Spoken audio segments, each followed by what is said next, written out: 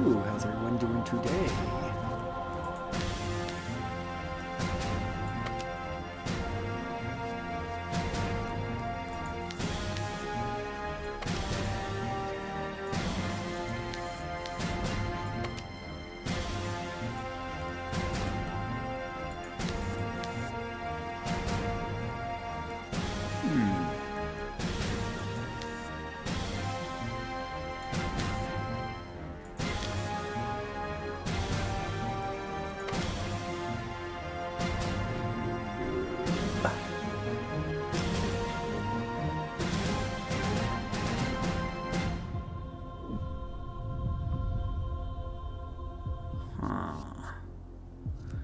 Okay, we need a sentinel for our next video.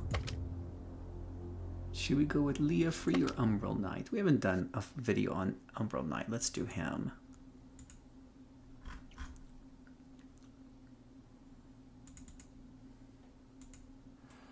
There we go. We'll pop him in there. Hope y'all are having a good morning. This is Phil, aka JCServant. Always a pleasure to see you guys. Let me just check my video library really quick. Salutations, my name is Phil, aka JCServant. Welcome to another City of Heroes video. Today, I got that mic turned up a little too hard. Today we're going to answer with this quick video. I don't know how quick it's really going to be, but because there was a lot of messages I got. That was the how-to video on how to do that. So, okay, I don't need that video anymore. And then what's this video? Salutation, my name is Phil, aka JCServant. Welcome back to another exciting episode of our Fallout Queen. And she is ready to do another 12 to 13 Eagle Eye. So that was Fallout Queen, Eagle Eye, level 12 to 13. Okay, alright, so I know what I got there. Alright, let's do Umbral Knight. We're recording videos this morning together, guys. That's what we're doing. I do this on Monday mornings sometimes, but I figured it'd be good to share it today.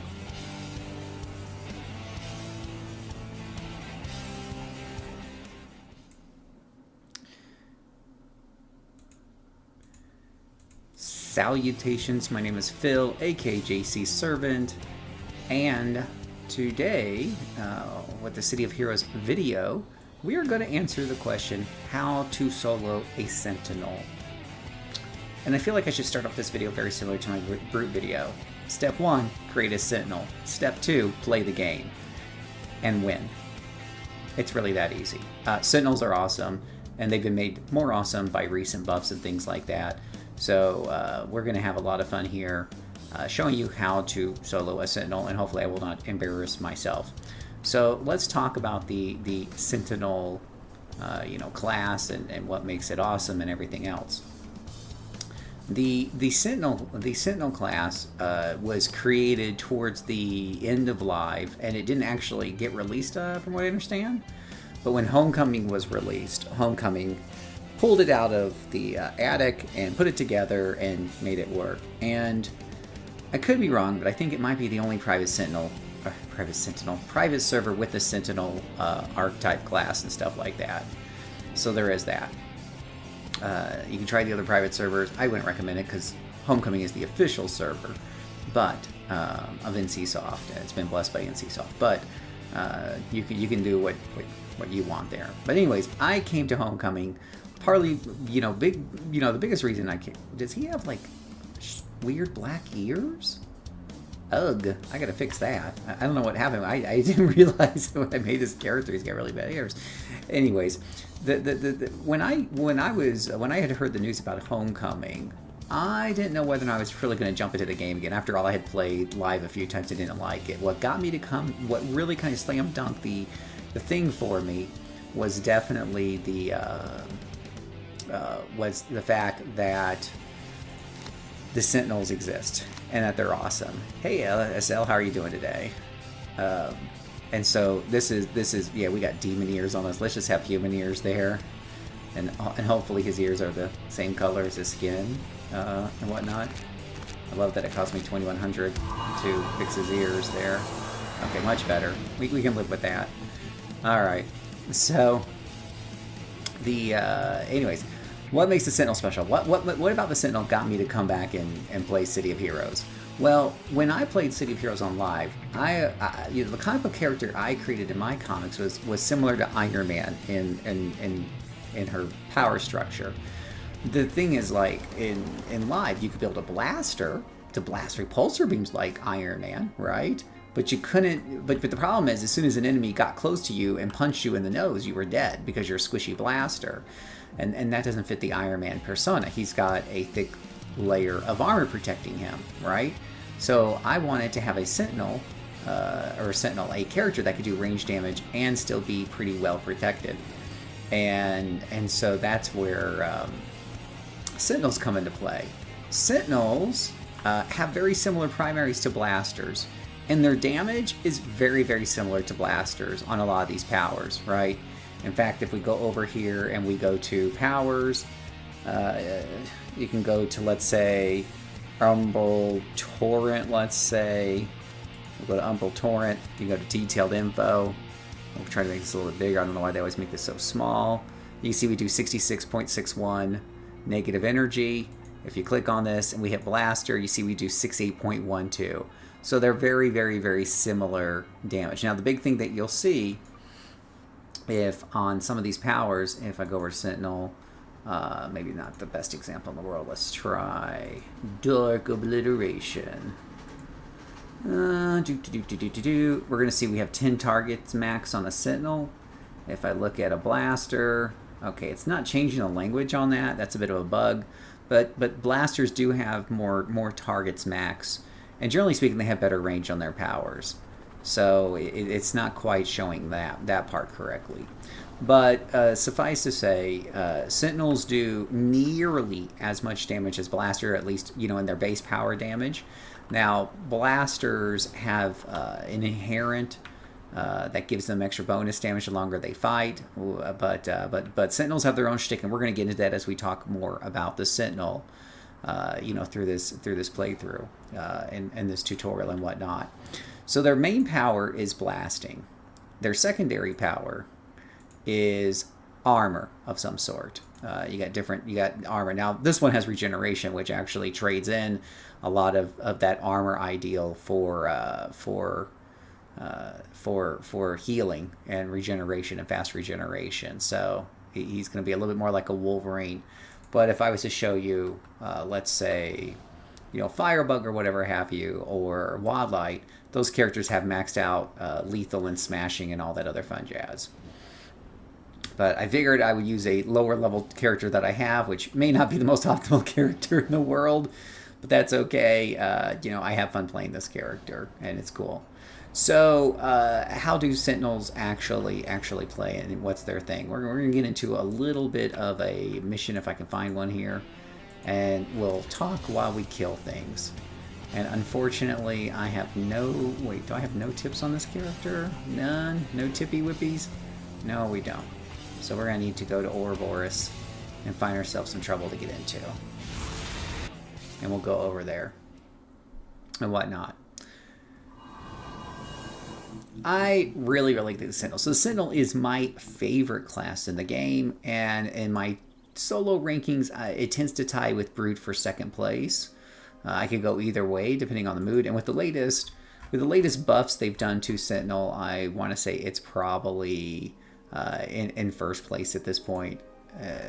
Second place behind Mastermind. Mastermind is still by far the easiest to solo. It's not even a contest. Shoot. But Sentinel is really, really good. Really, really good. Why would you guys do this to me? Why would you literally say, oh, here's a mission, teleport to contact, now go to Atlas Park? Ugh. Anywho. Let's go to Atlas Park, right, SL? SL's watching me as I'm recording this. I'm doing fine. We're just running around a lot trying to find some bad guys to kill, and game's not making it easy today. Game's like, yeah, why don't we make you run around a bit?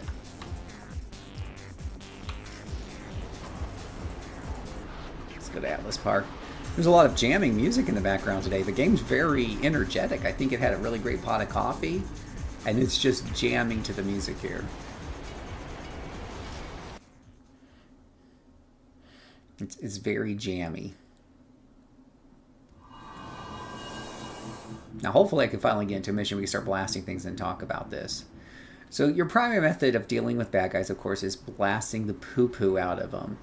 And then relying on your defenses if things survive, get too close to you and whatnot. Now, depending on your difficulty settings, I've got this set to ×2. You might not even, if you have it set to default settings, honestly, you'll probably kill most things before they get to you, especially, you know, especially if you use any sort of build-up power or anything like that. Okay. You want to make sure that you have any toggle defenses turned on if you have those. I have integration, which is one of the really, really cool things about Sentinels is they will get powers like disintegration, which makes them practically immune to knockback, disorient, hold, sleep, immobilizations, basically the mezzes. It's very, very rare. Unlike your blasters, it's very, very rare that a Sentinel actually gets mezzed. It's legitimately, you know, great and awesome and fun and all that other fun jazz.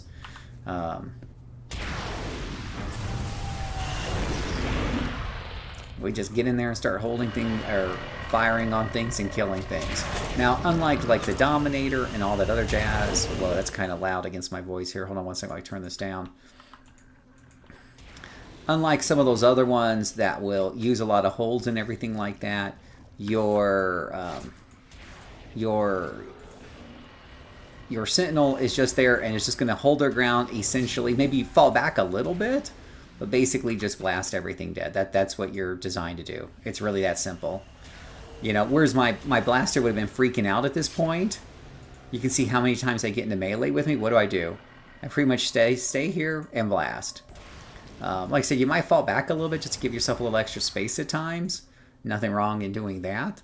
But for the most part, you are there just to blast, blast, blast away. It's really that easy, guys. Just profit. Blast and profit. Blast and profit. Absolutely positively. Most of your Sentinels will have a little bit of a healing. I have reconstruction here. If that had gotten a little bit more, you know, hairy, I could have used that for myself for 137 points of healing. And of course, you know, you've always got your inspirations to fall back on as well. Nothing wrong with using those, especially if you're full up. You might as well go ahead and burn one or two here or there and keep the good times flowing. I do keep a break free just in case, but honestly, I just, again, I scratch my head and wonder why I do that on a Sentinel, because I can't remember the last time I've actually used a break free on a Sentinel. But could happen one day. Could get mezzed, and I'll be glad that I kept that one in reserve just in case. And whatnot. But really, you just get in there and you start blasting. Unfortunately, these guys are kind of all spread out, so it's going to make it a little bit hard to hit them all with an AoE. That's most unfortunate for me. Gosh. Oh, the other thing about Sentinels is they tend to be close range, and I swear like the Dark Powers are even closer range than normal. They do not quite have the range of blasters, so kind of keep that in mind. And whatnot. You could always gather them up first and then do your big fireball. That's always a thing.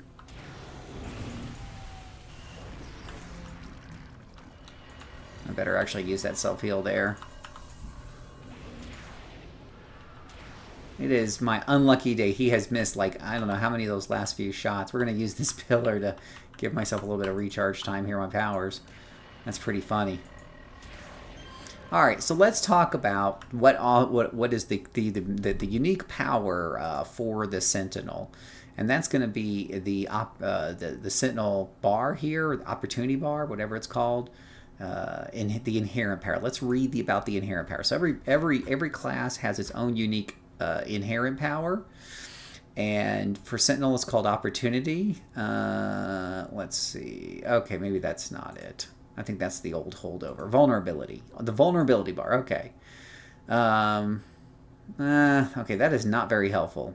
All right, I'm just going to explain this in English. So there is a bar. It's like a rage bar that's below your endurance bar. Okay. When this guy is full, when this bar is full, one of the new changes they just made to Sentinel is that you get a crit chance. Now, if you watch me attack this guy with attack powers, I've got a 40% chance for an extra 40% damage.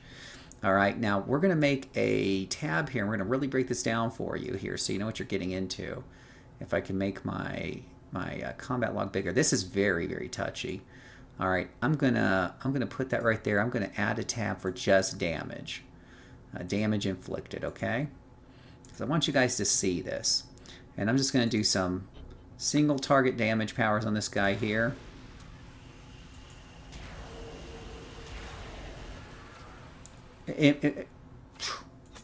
Wow, I am just missing all the time. There's a crit right there. We're going to also do it to this guy, so you can't really sit there and read the log while something's beating up on me now, can I? What the heck? 84% chance to miss, and I swear that's like missing every time. Okay, there we go. All right. So if we look at our damage inflicted log here, you're going to see that when we hit somebody with an abyssal gaze for 22 points, we then crit for 9.15. It's basically a 40% chance to hit for 40% more damage when that bar is full. Now, if that bar is only halfway full, you've only got a 20% chance to crit for 40% extra damage, okay? But that critical damage you can see on there. And what's very interesting about that math on that is that it is 40% of the final damage, right? 40% of the final damage. So, yeah, and I just did the math on this. This is exactly 40% here. But it's 40% of the final enhanced version. It's not 40% extra damage, right? That's very important. If you eat like a red or two, you'll get up to 40% extra damage, or you do the right enhancements, you'll get 40% more damage. But that's your base damage, right? So if I do 100 points of damage and I enhance it to 200 points, right? And then something comes along like a red inspiration, and adds 40% more damage. That's 40% of my base, which is 100, which gives me, 40% of 100 would be 40 more points if I do 240. But when a Sentinel's critical hits, it's 40% of your final damage there. So it's actually, in this case, in this example, 40% of 200 is 280 total. 280 total. So it's a really nice damage buff. It is juicy, juicy, juicy. Yeah. Yeah. So, that is also awesome and stuff like that. Yeah, sometimes with Sentinels, you want to be very careful with your pulls, as AI is pointing out here. It just depends on how you're doing a group or whatever you do and whatnot. We got this one little lone guy over here. Now we're going to talk about the Sentinel's opportunity power, vulnerability power. So this reduces enemies' resistances by 15% flat across the board. Okay, now I'm going to use this guy as an example. I'm going to hit him with, I'm going to find what my lightest power here is because I need to hit him a few times. It's definitely not that power. 50 damage on that one. I think it might be the first power. All right, the first power here. All right, give me 1 second.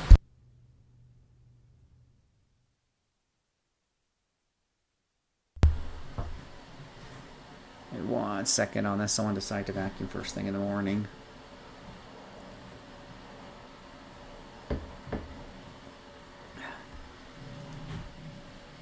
Nothing to do but wait for it out. How you doing, AI? How's it going?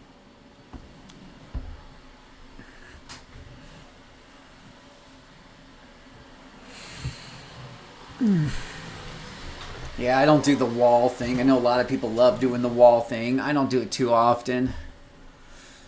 A lot of people love the wall thing. And the recharge on Dark Obliteration is what? 16 seconds? Yeah, and with a little bit of recharge or hasten, that's going to pop twice in a fight, no problem. Okay, let's go back to recording. Stop it, cat! No, down, kitty, down. Don't blink at me. Stupid cat. Okay. All right, so we're gonna use opportunity on this guy right here. All right, and we're gonna do it with this light power first. So we'll do an attack with the light power first. And by light, I mean light attack. Got a nice little crit on that. Now I'm going to hit him with vulnerability, and I'm going to shoot him again. I'm going to shoot him a couple more times here. Just get rid of him. All right. So what we see here is we went from doing 32 to 37 points of damage, right? So we break out a calculator here. What's the math on that? 37.2 and the 32.3 is a 15% increase. Kind of makes sense. We lowered his resistances by 15%. So it does 15% more damage. Now, my critical hit chance got cut in half. What's the math on that, right? Your chance for a critical hit goes from 40% to 20%. Now, this is a lowering when you do the math on that, right? So when you have a 40% chance, boys and girls, of critting for 40% extra damage, that's a 16% increase in DPS. If you cut that in half because your vulnerability bar or whatever just went down by half, then that means you've lost 8% of your DPS. Okay, I hear a lot of people say, oh, I don't use the vulnerability because I don't want to lower my crit chance. Mathematically, you're shooting yourself in the foot. Mathematically, you're shooting yourself in the foot. You actually do a bit more DPS when you use vulnerability on your enemies. Now, what's interesting is that they changed the vulnerability to where it can get a group of enemies. Now, these guys are a little too spread out, but these two are close enough, right? So if I hit these two with vulnerability, oh, it actually got all three of them, a nice little clump here. So I'm going to get 15% extra DPS on all of these guys. Now, that's where you get into more complicated math, because now I've lowered my chance to crit against all four of these guys through the fight, right? But I'm going to be doing 15% more damage. And I think people sleep on vulnerability, and they probably shouldn't, because you can do some really good damage with it. So you don't want to be that guy. So kind of keep that in mind. Use vulnerability. Vulnerability is your friend. Spread a little vulnerability love to everybody, and you'll get through your foes faster. Because it's a solid extra 15% damage.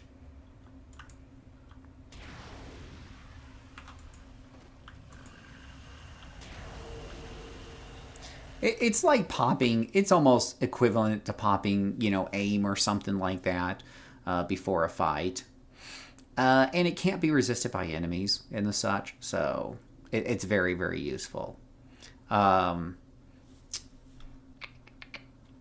you can do you. I like my bar to be nice and full, so I'll probably not use it against the next group.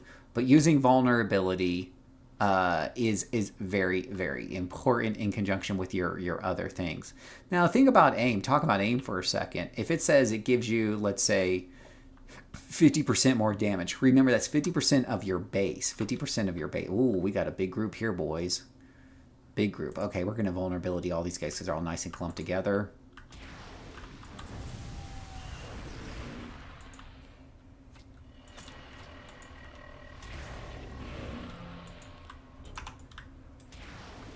Gonna pull some of these guys back a little bit. Got a nice little funnel cloud here for these guys.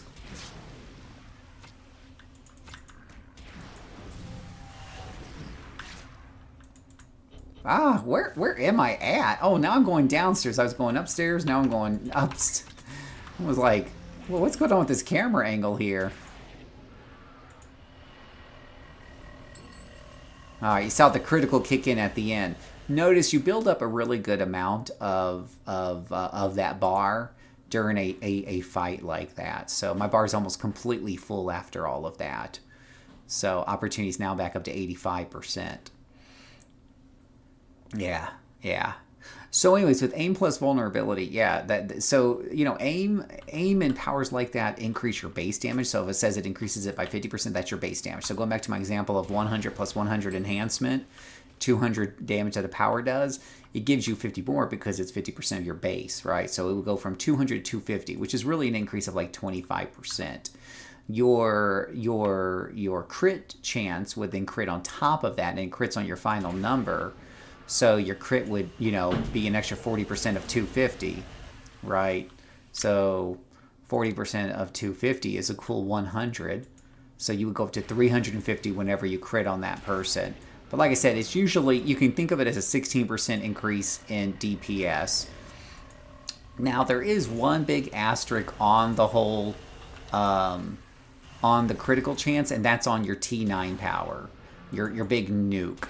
The Sentinel's T9 power gets kind of smaller returns on that. It's kind of complicated. I've read through the notes a couple of times, and I'm not going to say that I completely understand it all. But for the most part, what I gather is just understand that your chance to crit on your T9 is a little bit less, particularly if enemies are further from the center. So that is something to keep in the back of your noggin there. Okay? So the big difference between playing a Sentinel and a Blaster is that your Blaster, it generally kills things before they get to them, and if they don't, they have to use things like traps or holds or melee attack powers to try to get out of those more sticky situations. Your Sentinel, for the most part, can rely on his defenses. Now, it doesn't mean you're invulnerable. You don't have tanker defenses, though I have off-tank with these guys before. That's totally been a thing. I think they really enjoyed being knocked back on that one, honestly. That was pretty funny.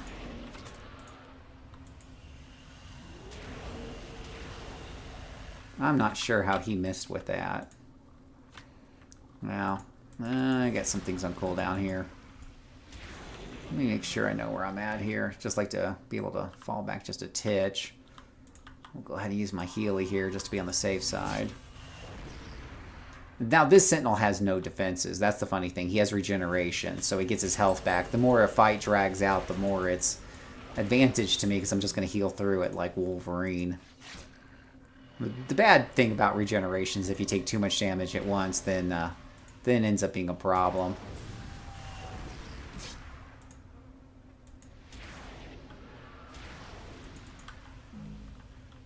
Oh, I have a little bit of an endurance problem because this fight's gone on a bit too long there.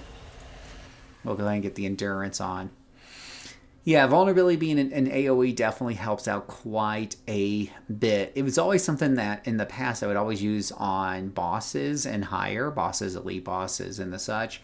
Occasionally on lieutenants. Now you're definitely gonna, use it a lot more often against just, any group that you're working on. You can get through faster with vulnerability. That extra 15% damage just really kind of helps out quite a bit. And then you still got you still got a 20% chance to crit for even more damage on top of the vulnerability. So, and you can see here, I had 112 points of damage, and we crit for 40% more, which is 45. So it is on that final calculation. So vulnerability and the crit do stack together. Yeah. So nowadays you can just spam it a lot more often. If you see a nice good old clump of enemies especially, definitely go ahead and spam that vulnerability and get that out there. And whatnot. Now, let's talk about power set compositions, right? Is it important to pick something that quote-unquote synergizes really well? The answer is not really. It can certainly be helpful. There's probably a couple of power sets that work better together. For example, I'm playing an Electric Sentinel along with the Psychic Armor. Those work really good together because Electric drains endurance, and Psychic Armor does have an ability that can slow down the recovery of enemies in a cone in front of you, right? So that's some synergy there. But for the most part, not really. Dark and Regen, for example, I'm not aware of any particular synergy that they have that makes it super, super awesome. You guys can correct me if I'm wrong, but I think I just picked this because it looked like something interesting to do.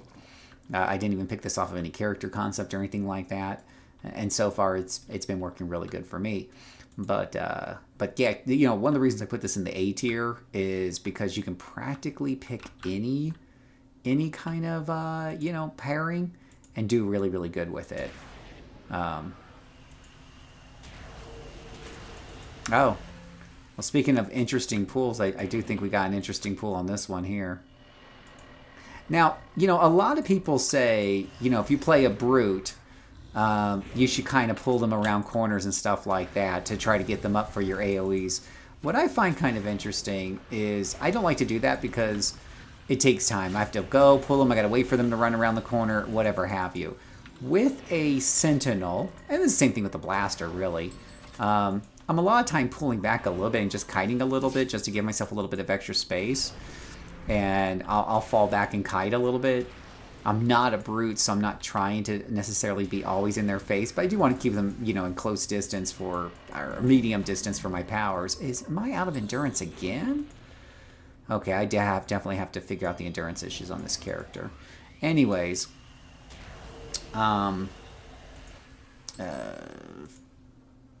but so I'll be falling back. I could put a couple more slots into stamina. I'll be falling back, and I'll come around the corner as I'm coming back as a sentinel, and you can always hit them with an AoE once you got them clumped around a corner, sure.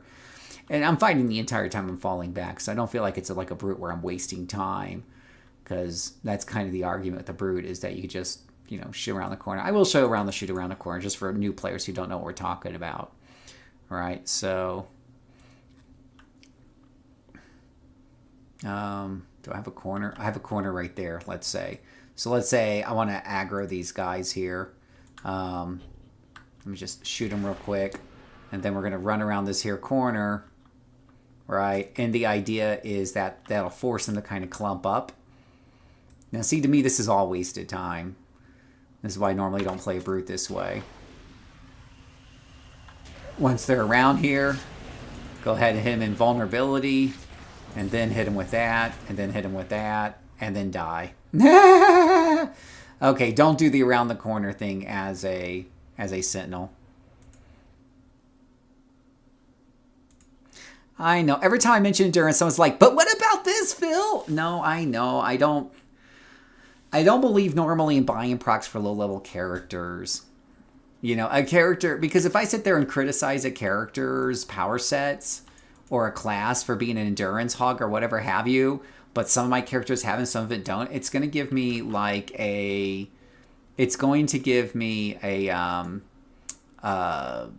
whatchamacallit, a biased view. I try to build all of my characters' names with just SOs, and I rate the solo test just based on SOs, because new players aren't going to have access to procs and can afford procs.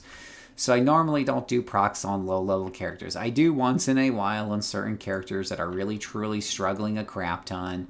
But in this case, he could use a couple of more stamina slots, right? That would help out quite a bit. Normally, I have 3 slots on characters. I don't understand exactly why this is such an endurance hog. He isn't running a lot of toggles. Integration's really the only one. So you would think as a sentinel without like 2 or 3 other defenses like most sentinels have, he would have less of an endurance issue. And I don't know if that's just because dark attacks are such an endurance drain. But my next step would be to just double slot stamina. Actually, I think regeneration probably has also an endurance power. What do I have here? Resistance, stun. I do have some resistance with resilience. What do you know?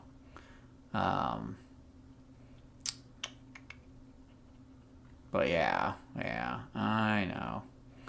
Everyone's like, put the proc in, put the proc in. Yeah.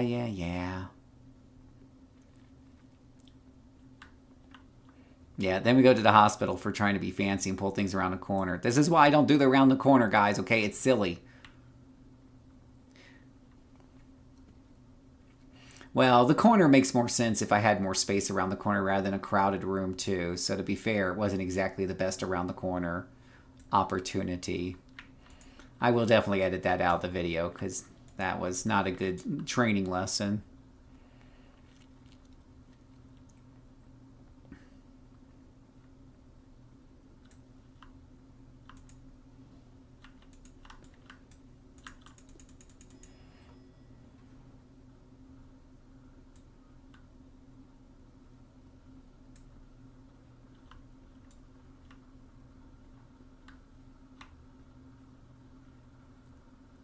Where do they all go? Are they still in that room? Oh, fudge, they are. Oh, shit. Hey, I found them. They're in the room.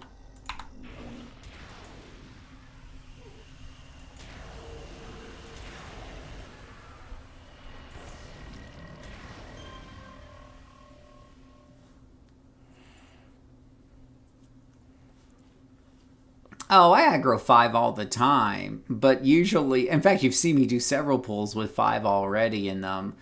I don't sit there and count. You can't really control. I don't think it's like, oh, you can suddenly control exactly how many you pull at a time. It's not like, oh, I had a great. First of all, I didn't know how many were around the corner, but number two, oh, there was a big explosion out of that room. Yeah, they're sometimes just chained together, so you got to bake your cake with what you got. If you can't handle 5 at a time, don't play it times 2, right? You wouldn't see me doing times 2 on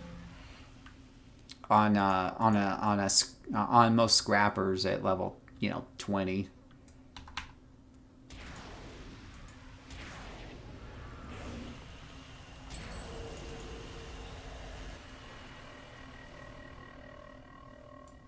There we go. And they probably figure out how to make money. They'll have enough money. Well, this is true, SL. I mean, they have to put that's a lot of pieces for them to put together. Now, I will say, like, if I had 5 million or 10 million, whatever the proc is costing these days, is that the first purchase you make? So you're a new player and you got 5 or 10 million. Is that the first purchase you make? Maybe. Quite possibly. Maybe. I will say, if you're playing a scrapper, you should buy that scrapper ATO we talked about. I think that's a definite purchase instead. I think we can make a whole video of like, what do you do with your first 10 million, right? Yeah, if you buy the procs, those procs aren't cheap. They're like 5 million, give or take. I don't know if that's the first thing I buy if I get 5 spare million on a character. It could be. It depends on just how bad those endurance issues are, I suppose. So I would definitely slot in stamina first, because buying endurance enhancements and putting it on stamina doesn't cost nearly as much. All right, let's finish off recording the Sentinel video. Give me 1 second. All right. I don't know if this is a great around the corner. I don't know if I really have a lot of great around the corner opportunities in this room. I don't really think of the around the corner approach a whole lot there. But definitely the idea is that you kind of get their attention, then you find a corner to go around. We'll kind of get their attention with that AoE, and then force them to come over here, which lines them up a little bit better for that.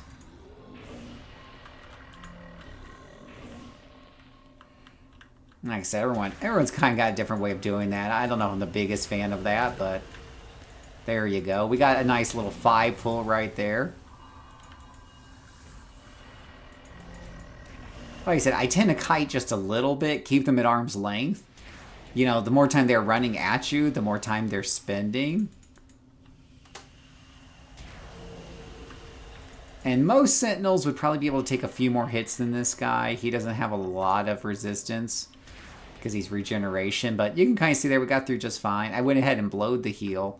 The heal comes back almost every fight, so there's no, you can think of it as just an extension of your health bar. Just throw that heal in there if you're playing regeneration Sentinel.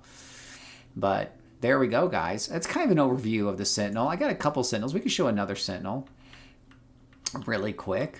That's probably not the worst idea in the world. I'll be right back. That's true. You're right. You allow more time for the DOTs to kick in. True. Yeah, especially on fire, ice, dark's got some DOT. Yeah, the big difference with the brute. I mean, the big takeaways with brute, I would literally sit there in their face and slash them down to death. And I'm glad that they gave brutes some more defense, because sometimes that would end up in me dying as a brute more often. Like in a 5 pool like that as a brute, I would die on some brutes. That extra defense and resistances should help out with brutes in dealing with those in-your-face situations.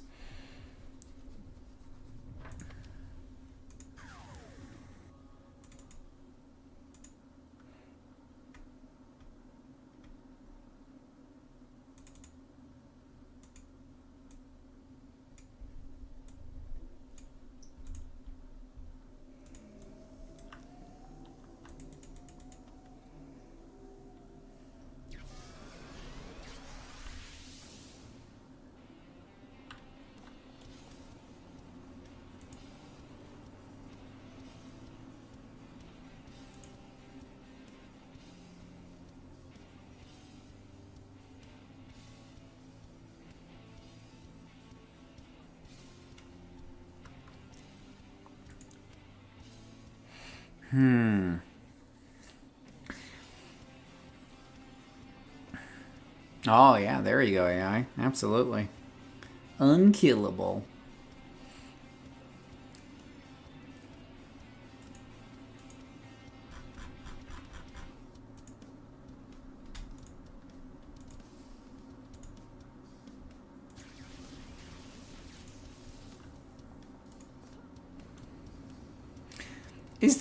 Is there a Sentinel attack power set that lowers to hit?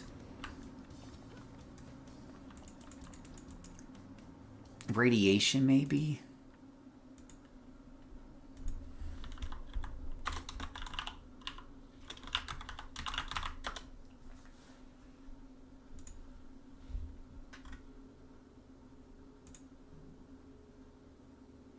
Radiation's minus defense. Let's see here. I guess a minus recharge there. Dark powers to hit. Radiation lowers defense. Dang nabbit. So I should have paired this up. So this is funny. I should mix these two characters together. Ice and dark. There's a synergy. There's a synergy. And see if you guys can figure out why. Ice and dark.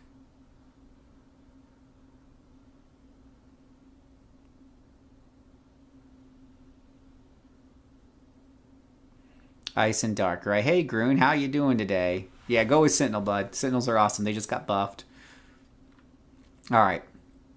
See if you guys can figure out. Here we go. Let me re-record. So I'm here this time with another Sentinel. Now this one is Leah Freya, and she is Psychic Assault and then Ice. Now the defenses on the Ice there is, well, it's defenses, so it's more about dodging enemies rather than resisting their damage and things like that. So you're going to see that hopefully I don't get hit too often. We do also still have this set to ×2. I usually put most of my Sentinels at ×2 once they get an AoE attack or two and whatnot. We also do run some endurance on this one. We have 2 toggles. We'll go ahead and turn off sprint, save a little endurance there. What is Scramble Thoughts? Extreme range or extreme damage psychic range. I think that's a new attack I just got because it's not in my normal order of how I usually set up my bars here. We also have like an extra to hit damage button with psychic focus on this one. So that's going to give us 50% extra to hit and 33% range and 50% strength to all damage for 10 seconds. And again, that's 50% of base, not a final damage. So it's important to know the difference between the two. Oh, goodness gracious. That is an ugly group of mobs. That's about as ugly as it gets. That is a lot of mobs there. Close AoE, resistance, flow. Okay. All right. So we're gonna hopefully not get our butt kicked here. I make no promises. Let's see how well we do here with Psychic Tornado. And then Psychic Scream. And then back up, because we're chickens.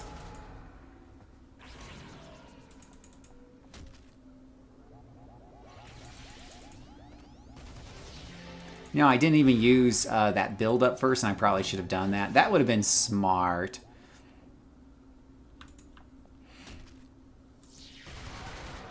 Tornado powers go.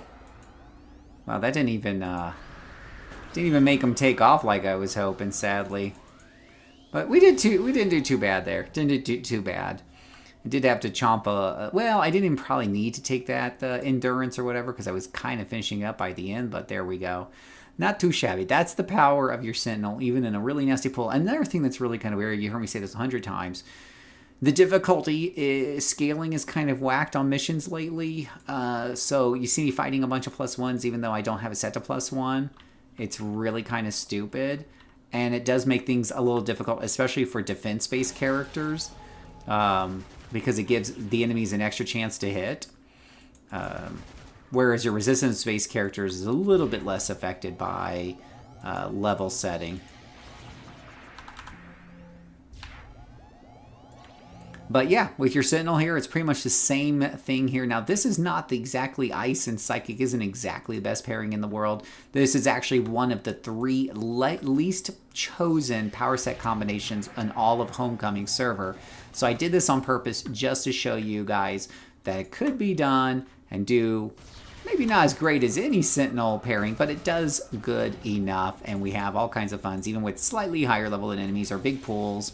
We can get through them just fine because we're Sentinel and we're awesome and whatnot. What would make a better pairing here for Ice as your armor set would be Dark attack powers that you saw me using earlier, because Dark attack powers lowers enemies' chances to hit.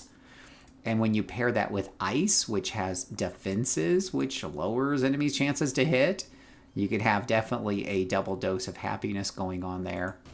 Now we'll actually use a little focus here and do some really nasty damage to this poor guy. And he's going to die very quickly. And again, don't hesitate to put vulnerability on somebody. If they're going to be beefy, have a lot of hit points, or whatever have you to get rid of them. Yeah, Ice Psychic sounds like something I would build for a Pokemon team, says somebody. That's absolutely true. But there you go. That's my showcase of the Sentinel, how to solo Sentinel. Use your inspirations, of course, to help yourself out of tougher situations. Keep enemies at arm's length when you can. Fall back a bit. You know, I don't get right in their face. But one of the nice things about Sentinel is when they do get scared and they start running away, which happens on the occasion, you can absolutely just keep blasting them from a distance. It isn't as far of a distance as a blaster, but like this guy here is running away. Well, too late. I don't have to run after him. I can just mow him down. It's really, really great. But let me know what you think of Sentinels in the comments below. Let me know what you think that I missed anything. There's a lot of great Sentinel pairings out there. I have plenty of videos on Sentinels, including my favorite Sentinels, which is, you know, Bio Fire or Fire Bio, and Energy and Vulnerability. I think was a really great beginner Sentinel for me. I love that one. Knocking people back makes it hard for them to get to me, right? So let me know what you think in the comments. Now that I'm further into the dungeon, now they're giving me same level enemies, right? It's really, really weird. But let me know what you guys think down in the comments below. And until next time, may God bless you. Okay, that's the Sentinel video all done. Version that restores it. Well, this one, I don't think this one, she's had as many endurance issues. And I don't know if it's just dark. Let's see here. We'll try this fight here and see if I run into endurance issues. Well, part of it is she does have a focus shot here, right? So we can open up with big damage. And when you open up with big damage, it just lowers your need to rely a lot on endurance to do the cleanup, right? Because now it's just taking one hit to clean each of these guys up. Oh, you think you're running away? See, that's the power of Sentinel there. They're running away, you just keep shooting at them while they're running away. See, I don't have to keep chasing after. If I was a brute, he'd probably drag me into that group behind him there.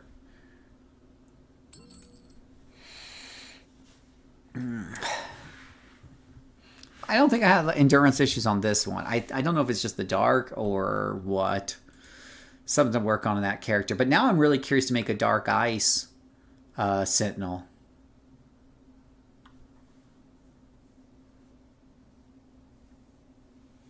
And the Torchbearer server in hopes of running into people here. Well, you'll see me running around a lot. I just moved 5 more characters this morning to Torchbearer because all of my transfer tokens were up. So they had renewed. So that's exactly what I did.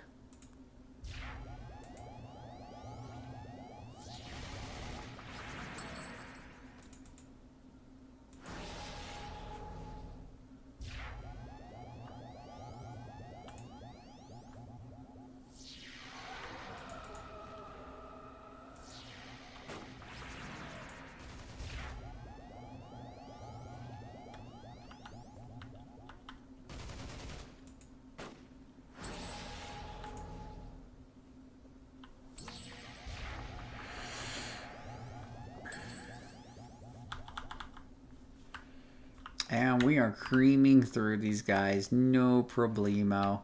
Yeah, Groon, the best chance to hook up with some of us too is also by being in Discord server.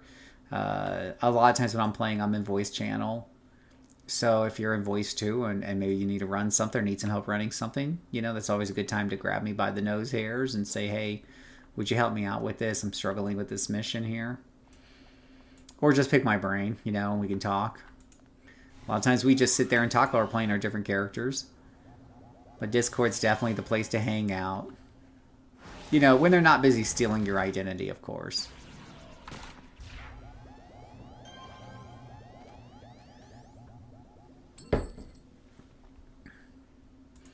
I now want to build a Dark Eye Sentinel now that I've given that some thought. Right, Dark Eye sounds like a body spray fragrance. That is too funny. The nude body spray fragrance, Dark Ice. I'm not going to lie, that actually sounds pretty good. Now I want to do it.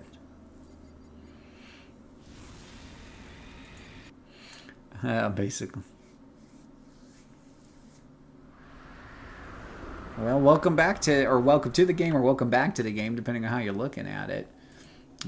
You know, so I've got a ton of videos to help you out and help get you back into the game. I've got a new and returning player playlist you can find very easily on my YouTube channel.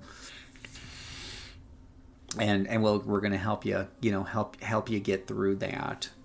What video? I need to do a character highlight video. Let's do, I think I've done Kim Archer already. Do I want to do Freezer Burn? I've already done Soroka. Have I done a video on Spotlight on Katiana? Let me check my video list and see if I've done one on her yet.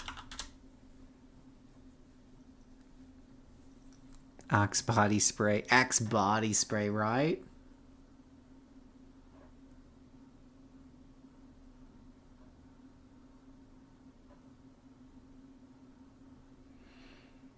Axe Body Spray.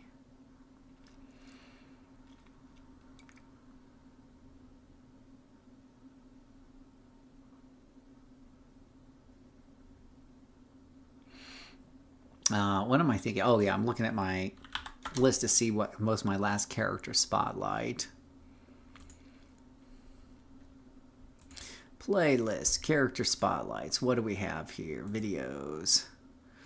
Was Kim Archer, Sirocco, Firebug, Cindelia. I think I've hit most of my level 50s. We can do Katiana, I suppose. Or Freezer Burn and get a guy character in there for once. Let's do Freezer Burn. I don't want to do Freezer Burn, but we're going to do Freezer Burn. I'm probably going to get burned on making the Freezer Burn video.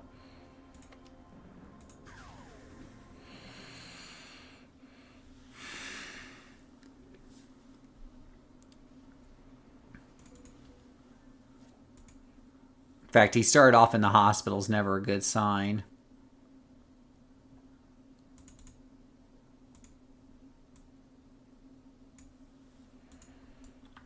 You're right. Yeah, exactly.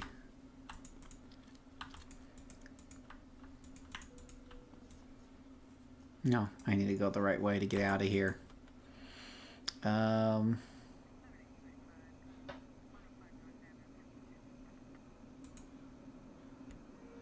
Times 3. Let's change that down to times 2 for now.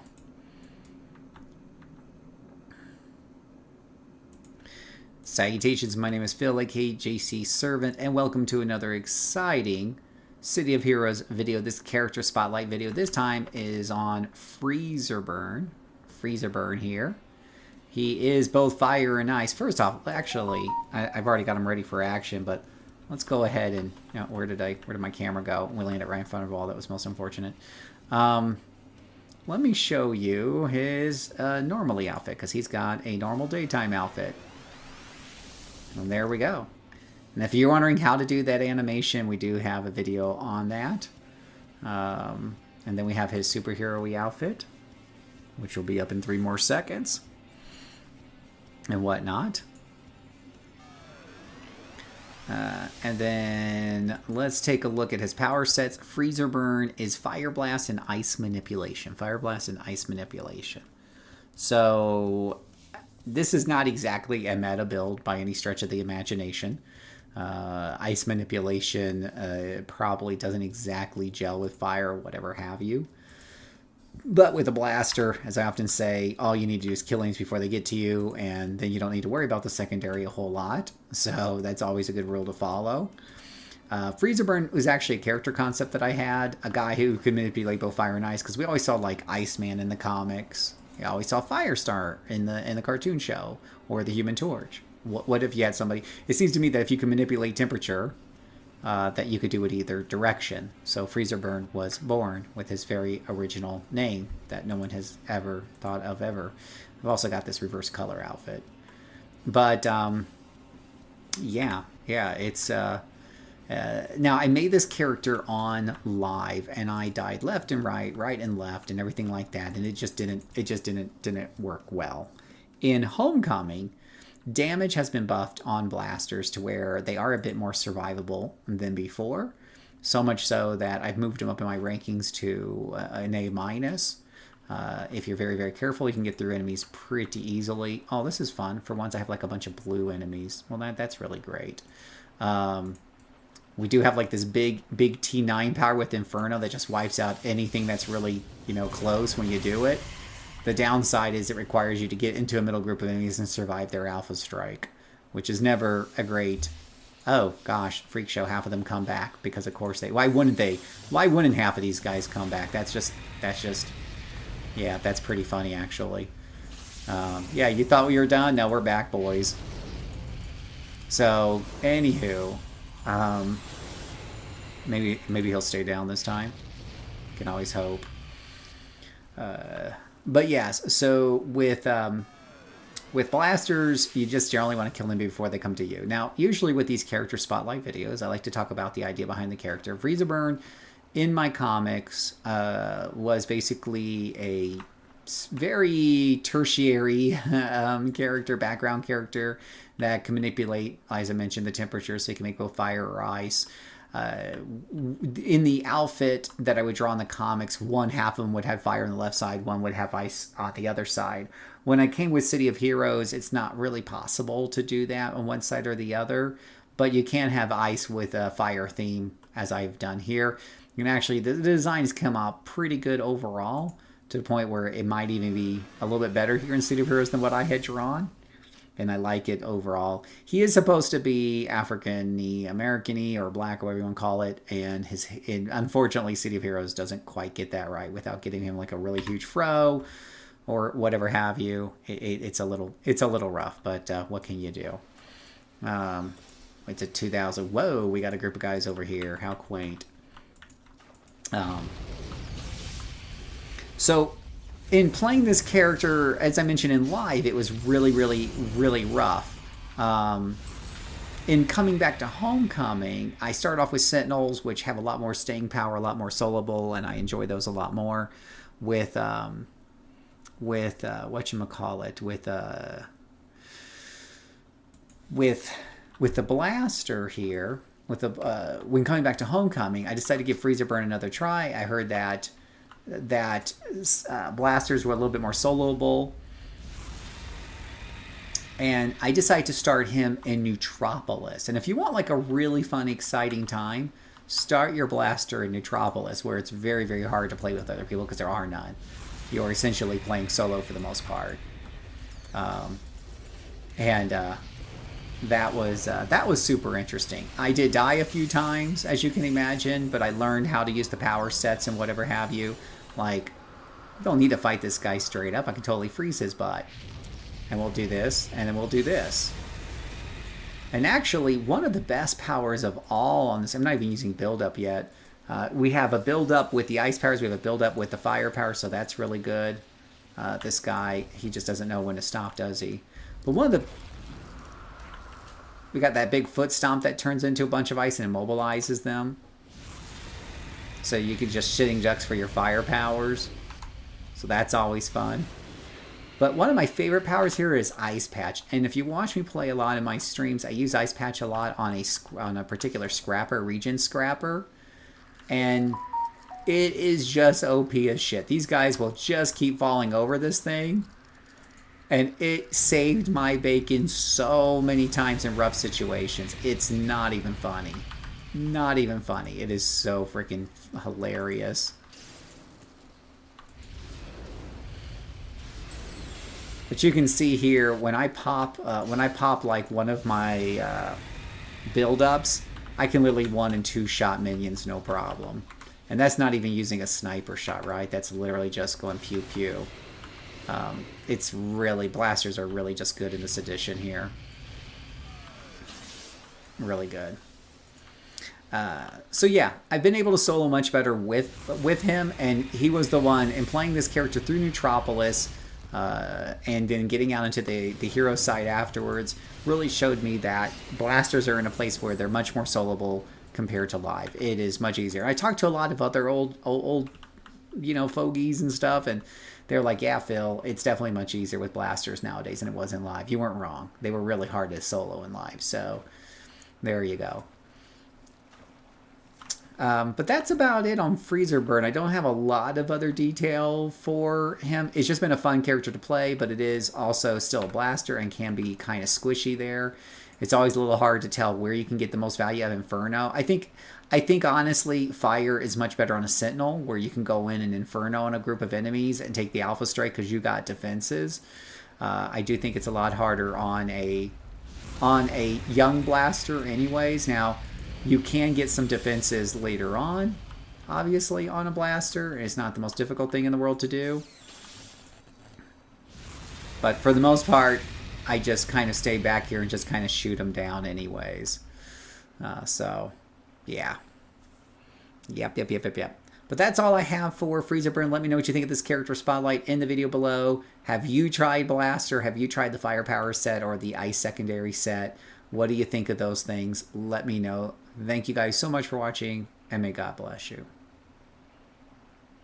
Okay, so that video's done. What were you guys saying in the chat? Right, recognition for merits, fun, and profit. So pop up the portal to their right? No, it's really easy to get to the portal from anywhere. Yeah. Both ways, you whippersnappers wouldn't know. Yeah, exactly. Yeah, Grund, it's really easy to make merits with, by doing story arcs and doing Ouroboroses, and then trading those in for salvages, and then you make some money by selling those salvages on the auction house. Absolutely, we got videos taking you through every step of the way. In fact, I have like some videos where I do. In fact, I'm gonna be making more videos about them here during this live stream. But I have these solo self-funded characters. One of them is, let me show you on Reunion here. This is a villain named the Mirage Monarch. She's level 20. And solo self-funded means that she receives no help from any other characters, including my other characters, right? And if you take a look here, she has 18 million infamy. 18 million. And I've bought some things, including teleportation stuff that costs some money. I have another 64 merits, which is worth at least another 10 million. So she's got 30 million sitting in her pocket right now. Yeah. And that was all done through through doing merits. She's not even doing like some of the cheaty ways to make money, like flipping items on the auction house or anything like that.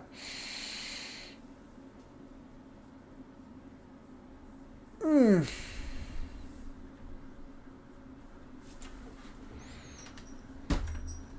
you want your kitty food? I think my cat wants his kitty food. I'll be right back, guys.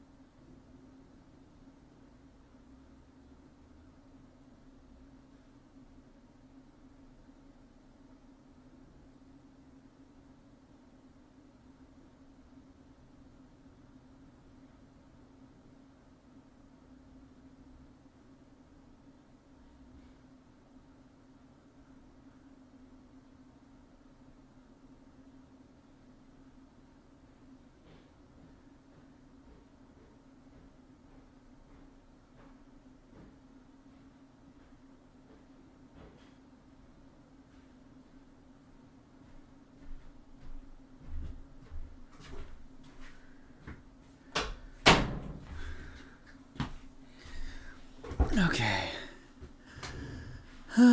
Zero chance they're younger than me and they didn't grow up with MMOs. Yeah, I don't know how young people feel overall about MMOs anymore. And whatnot. I don't even like MMOs, and I'm an old guy. I honestly play this more like a single player game that happens to have other people running around.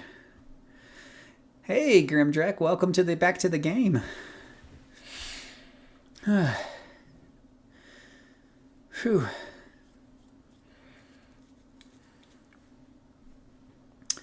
Welcome back, welcome back.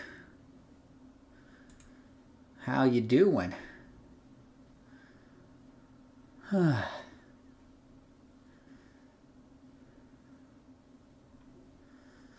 Wow, the Mirage Monarch video had a lot more views than Fallout Queen.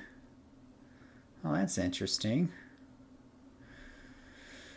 All right. Well, we do a Monarch. Hi, this game seems fun. Yeah. Yeah, a few things. Oh, a lot of things have changed. That's for sure, Grimdark. A lot of things are underneath the hood. Anyways, a lot of quality of life, a lot faster leveling, a lot more fun ways to play. Absolutely.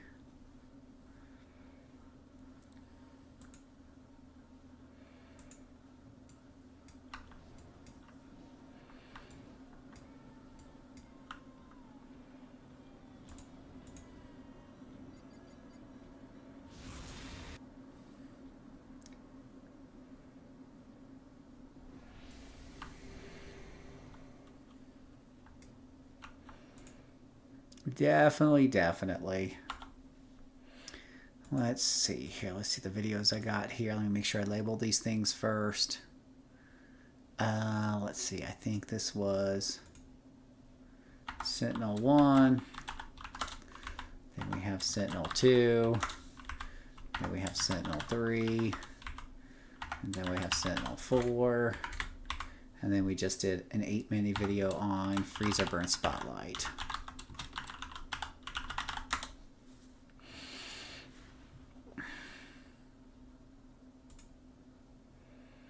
Yeah, I know. Back in my day, you had to travel uphill both ways. Well, plus they give you a rocket pack, Grim, at 2nd level for free travel.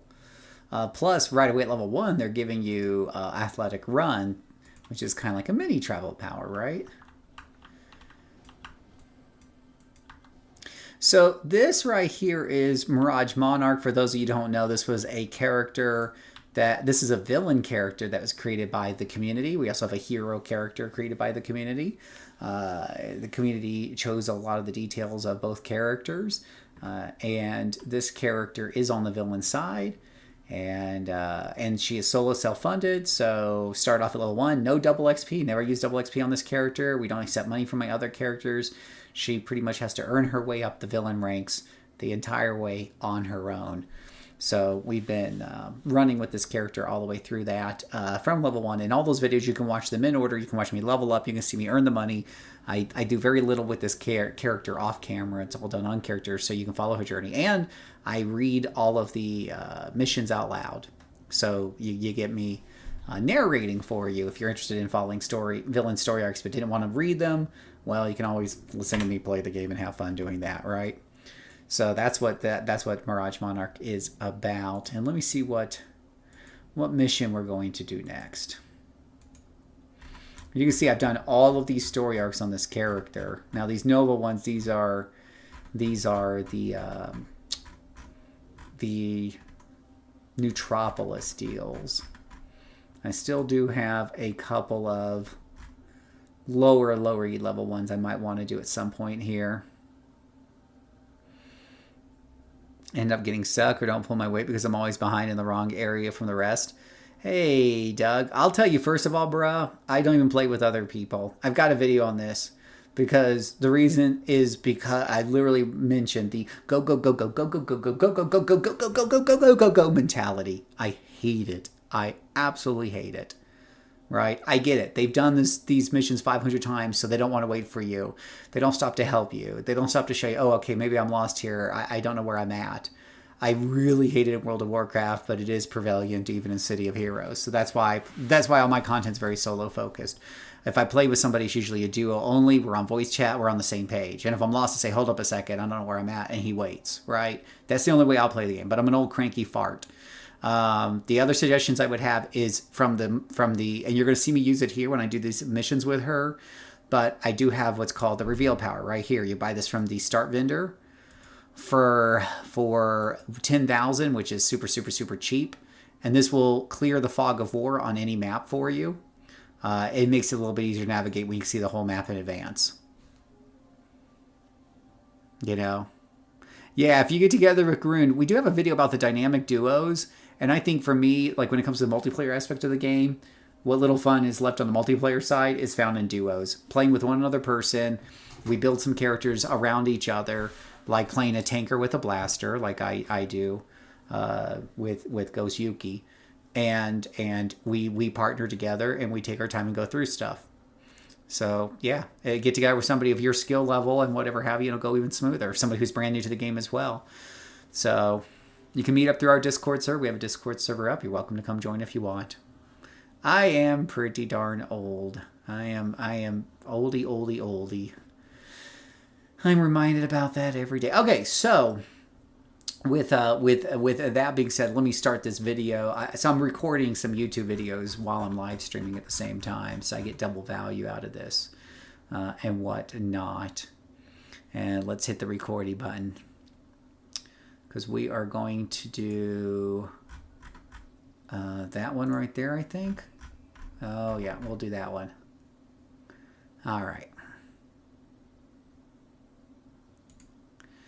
Salutations, my name is Phil, aka JCServant. Welcome to another exciting video of the Mirage Monarch. As we left last time, we just hit level 20 and got some power settled out, and we're ready to get back into it. One of the exciting things about hitting level 20 for us is that now the level 15 through 19 missions fully open up. The malcontent missions open up for us. So we're going to start right at the top with 6.05. Oh, wretched man. My brother was killed many years ago while on a mission for Lord Recluse himself. Paulo was a member of the Wolf Spiders then, and he was leading the backup squad for an infiltration mission run by a night widow, who was herself my best friend. Why do they come up with some real names? I'm just going to call him Polo. Polo was my older brother, but treated her like a second sister, and had volunteered to act as her backup for a routine assassination. Routine. But the operation went all wrong. All were killed, and the building was gutted by fire. I have recently learned that something might have happened last night. The building still stands, and though it has been abandoned for years, I believe that in the confusion, the building's security system may have recorded the events of that night. It would be deemed unprofessional of me to investigate this myself, and I must send someone strong because the place has been a hideout for mutant vagrants known as the Lost. So I seek a free contractor like yourself to do this deed and find the information. This will likely be the start of something large. One old secret usually uncovers another. All right, and this is going to put us down to level 19, which is not a big deal, except current challenge listings. Oh, I must know what became of my brother. I must know how he died, or at least if he died. Find the surveillance information and look for any other clues.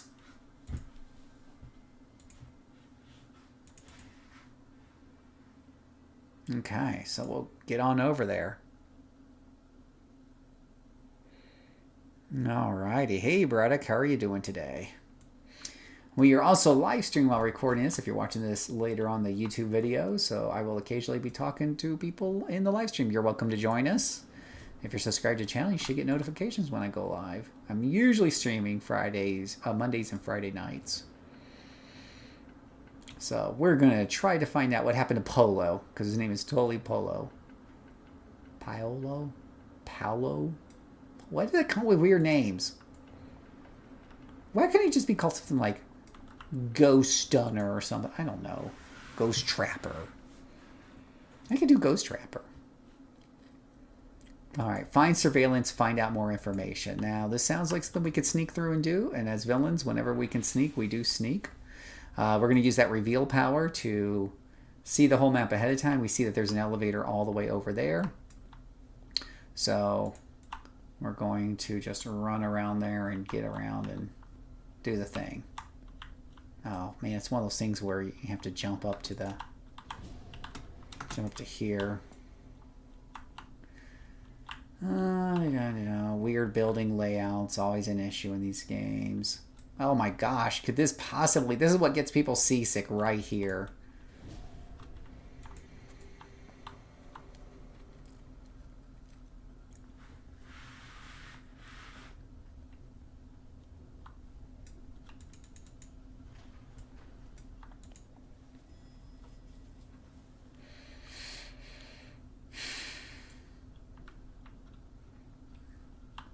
Alright, well, that got us to the last room rather quickly. You would think there'd be some glowies in here. I'm not super sure. I don't see anything. Oh, I hear something finally.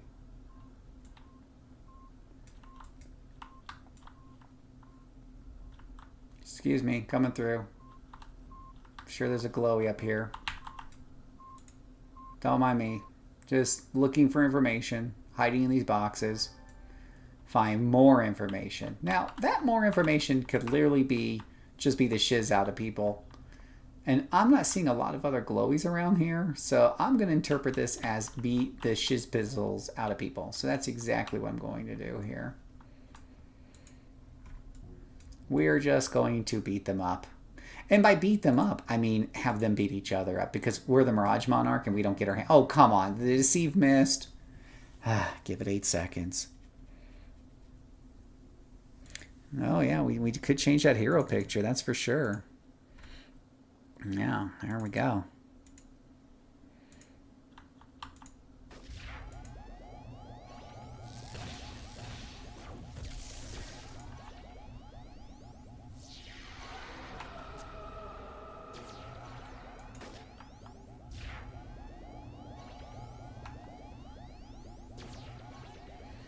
Wow, could these guys be any closer to death? Be gone with you. Now let's give these guys a little taste of the Phantom Army. Go beat them up, Mirage Monarchs.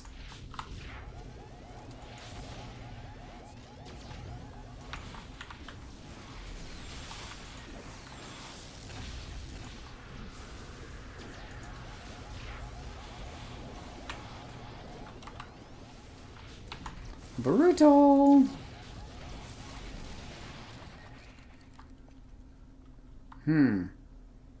That's it?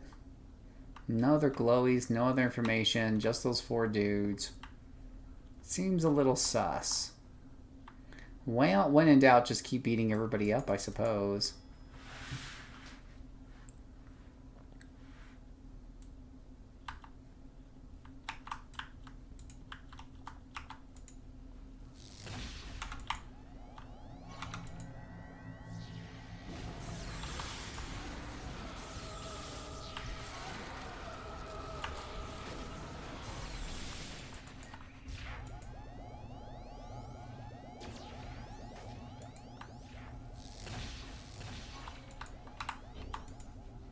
Sadly, the Phantom Army doesn't stick around too long.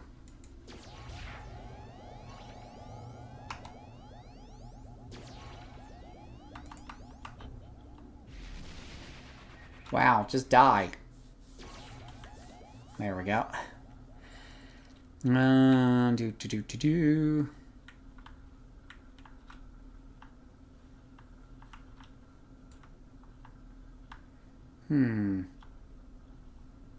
Oh, well, there's a blue person right there, so that's probably an indication of what I'm supposed to be doing next. When in doubt, scout around. Let's see here. Range, target AoE. Foe disorient. That sounds like fun. Except it didn't work. Would have been fun if that worked.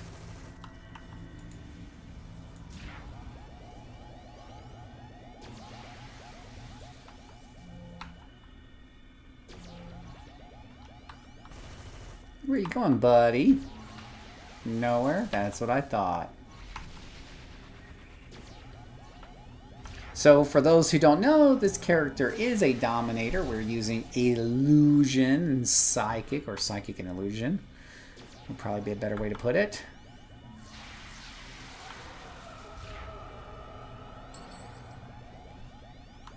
And that got our extra information we're looking for. That mission is over. Over.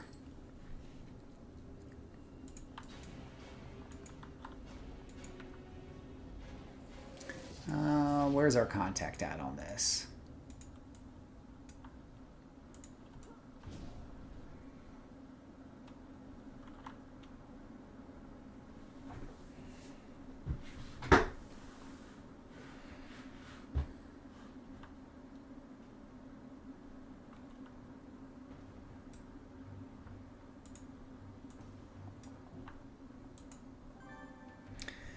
Oh, on the video, the face, it's Polo.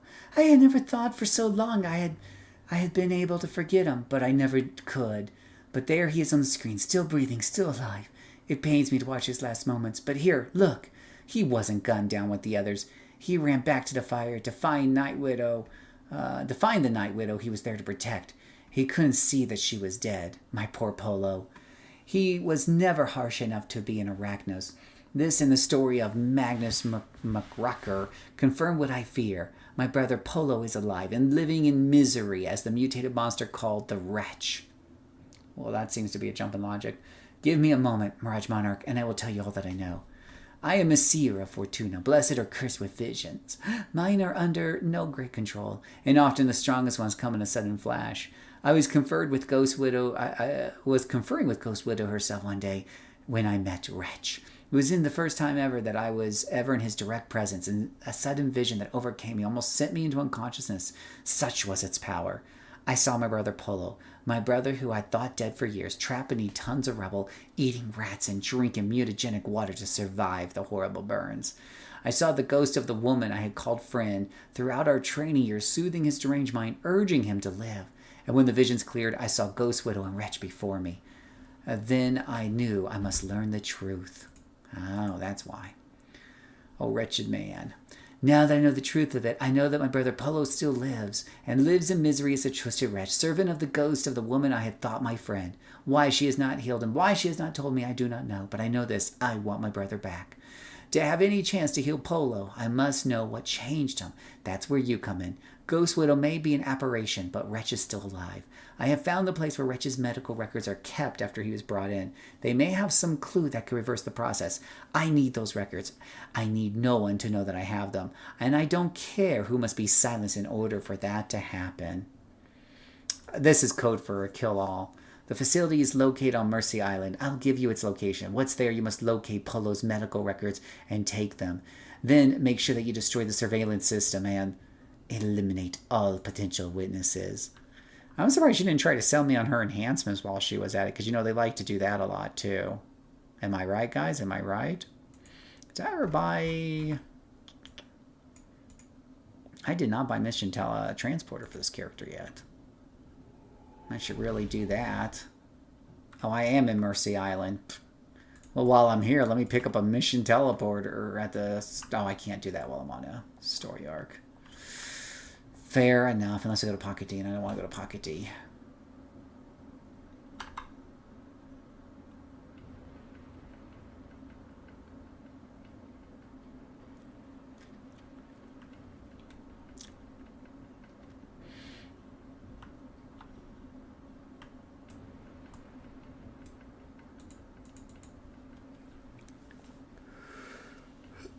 How is Illusion Dominator of Illusion Controller? It's probably my favorite character. It's been doing the trick pretty well. Haven't had any real problems. A little rough right at the earliest levels, but that's most DOMs. The very nice invisibility is very helpful for a lot of these missions.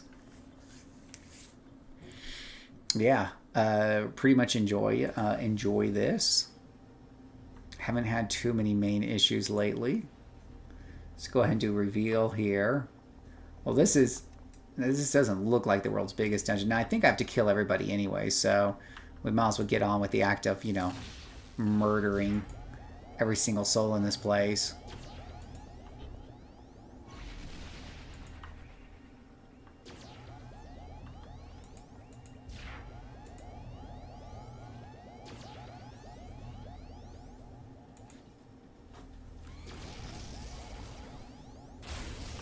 Boy, you're still alive? I said die already. Nobody likes somebody who keeps living. It's just rude.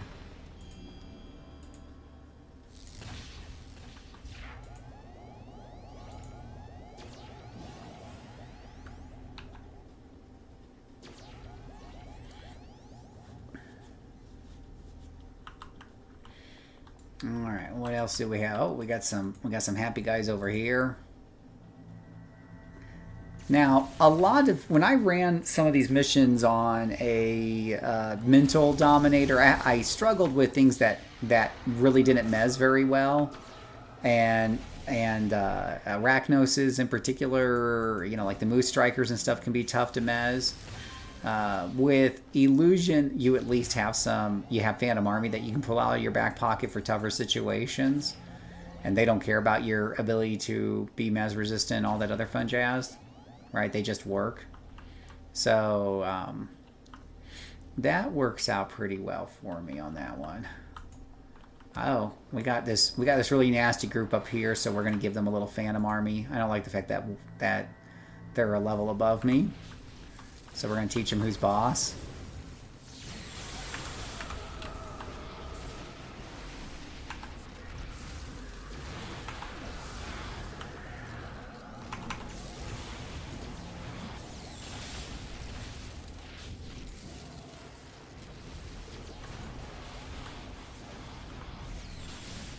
I really do like telekinetic thrust and just throwing them all over the place. Yeah. Let's go over here because we have to kill everybody. So let's make sure there's none in the cultists. Oh, that's the entrance. Okay. This is a very small dungeon if there isn't an elevator going up somewhere. And there might be like down here. No elevators there. I don't see any elevators marked on the map, so it could be like the world's smallest dungeon.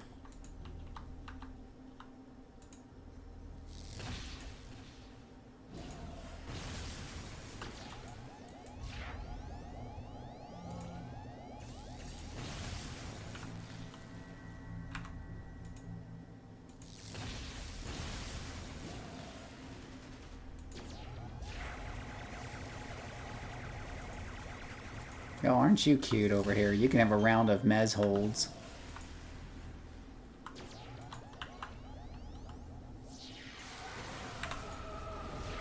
Everyone's a winner with mez. Phantom Army OP. I guess I think it's definitely useful. I don't know if I'm on the camp of yay it's OP. Maybe one day I'll convert, but I can't control them, right? So it does make it awkward in some fights where I have to initiate the fight to try to push them along. They don't stick around for very long. It requires a lot of money to get them to the point where you can have them out more often, right? So you know that's a thing. Yeah, I think they're really cool though. I don't know if I don't know. I think it's probably better, you know, like usually at this level on Dominator, what you would get is a major group hold power there. And like this group disorient I just did, you would get another one of those. And you're like, would you rather have Phantom Army or another group hold power? I think Phantom Army is definitely a better choice. It does have a longer cooldown than most group hold powers though. But it definitely fills a niche that's kind of missing in most Dominators, which is something that can kind of control without actually mezzing. So I do like that. And whatnot. I do have them 3 slotted for recharge, so I can bring them out at least somewhat decently often.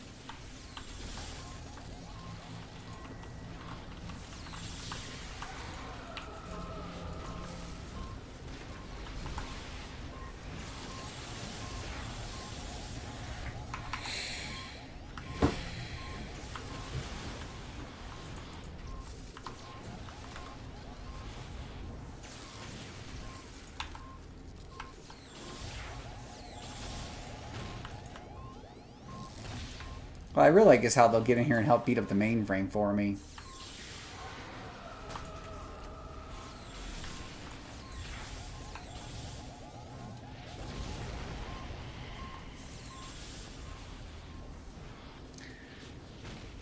You get flash for a group hold. The downside being it doesn't do damage. Let's see here. Flash, flash, flash, flash. I don't think I see a flash. Let's see. Oh, flash doesn't come on till later on. Yeah, well, usually a lot of... It depends on the power set you're talking about, but there's usually multiple group holds.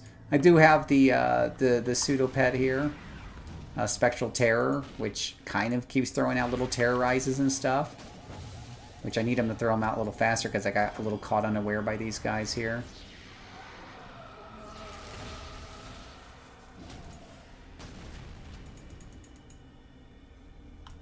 Like I said, these guys can be darn mez resistant at times.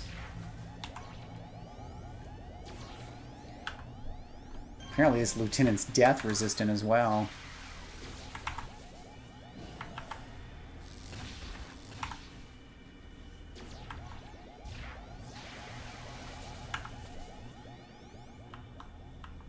Okay, well that was super exciting.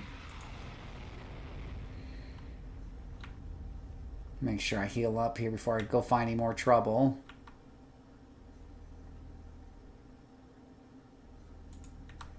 Because we gotta take care of this guy here. Clue found. Exit.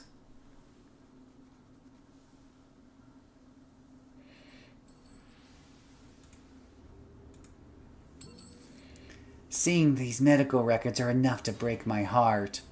The pain poor Polo must have gone through. But what I cannot understand is that the records show he refused any treatment. Why would my brother have done that, unless he was influenced in this? Ghost Widow, my former friend, she's always with them. Is this her doing? But why? I have little time to think of such things. I've been contacted by the man you met, this huntsman Ohanko.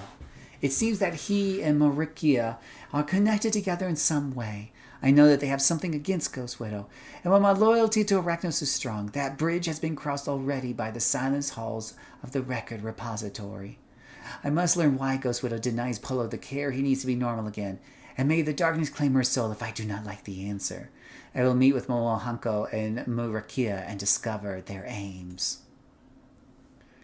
Marekir and Ohanko are willing to allow us into their plans, but there are those among their conspiracy who do not trust either of us.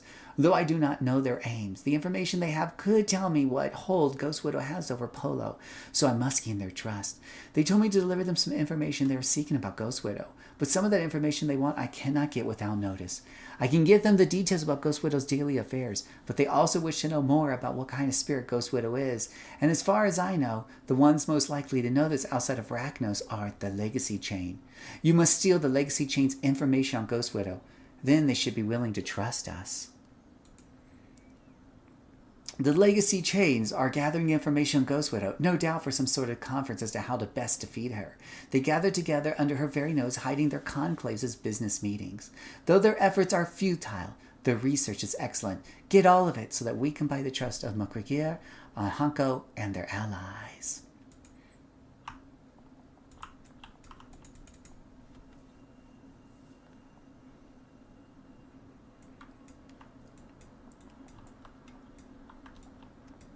Did it just tell me to go? Oh, wait. This is the bugged mission, by the way. If you ever do this mission, so the red dot leads you outside the door, but then as you come out, the red dot leads you back inside the door, right? If you're following the compass or the red dot, it leads you back inside. If you look at the map, though, you're going to see that your target is actually way over there. So follow the map on this one. I can't tell you how long this took me to figure out. Follow the map on this one to figure out where to go. It's going to be this door right here. Oh, and now it puts the red marker there. You see there? The game's buggy as heck. Buggy, I say. The Legacy Chain is known for their mystic research. Of course, it's only their research if you can keep stealing from it. So we're looking for 3 books to steal. I don't have to kill everybody here, so we're just going to... We're going to be somewhat discriminate in our killings. I already hear a glowy beeping. Beeping loudly. Calling out to me. Well, there we go.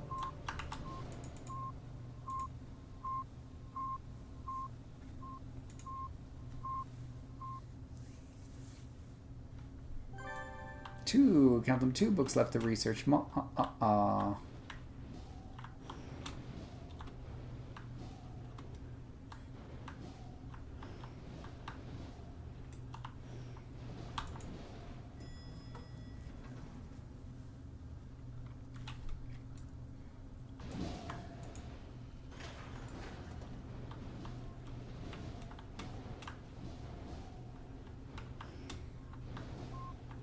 I'm listening for beeps.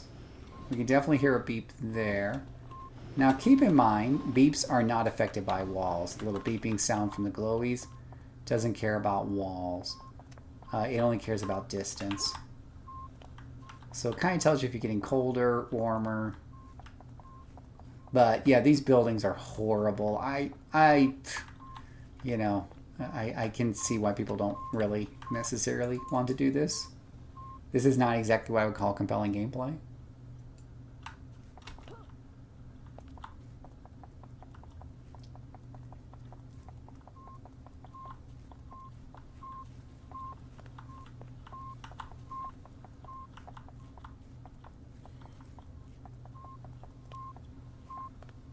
I can hear it. What, they stick it in here? Look at that. The good news is none of them can see me pulling it out and do anything about it. There we go. It was that easy. It was that easy. Easy peasy lemon squeezy. Aha! There it is. There, you see? The Lacey Chene's research says it all. Ghost Widow is bound to Polo. She needs him as an anchor in this world and cannot let him go. Do not try to tell me that they are in disagreement about it in the papers. Do not point out the dissension among their researchers. I can feel that this must be true. No, I know it to be true from the depths of my heart. She, whom I once called friend, whom both Polo and I called sister, she torments his life to extend her own unlife. I will get this out of to our allies. Then she will pay for all that she has done to Polo and me. I swear she will pay. Our allies need assistance. Ohanko is about to be questioned on charges of conspiracy, and a body must be disposed of before its evidence betrays us all. Enter the base, and amid the havoc, free Ohanko and remove the body. Once you're back, they will begin planning against Ghost Widow, and I will see my revenge begin. Ohanko is about to be taken in for questioning. You must give him a reasonable amount of chaos to escape it. In the least, defeat the base commander, free Ohanko, and remove the evidence.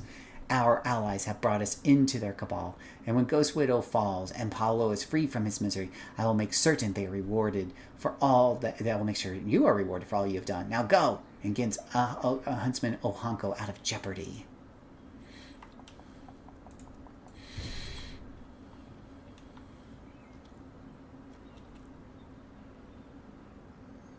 Oh yeah. The villains are definitely the real villains are the architects who designed these buildings. These are definitely some design decisions that hold the game back, no matter how you paint it. And they try to fix this with like if you play some of the stuff in Neutropolis and stuff, generally speaking, they're much more open and easier to navigate and get around. I think they realized, yeah, maybe this isn't exactly super compelling for people. Free Ohanko, remove the body, defeat the base leader. Doesn't sound like a kill-all.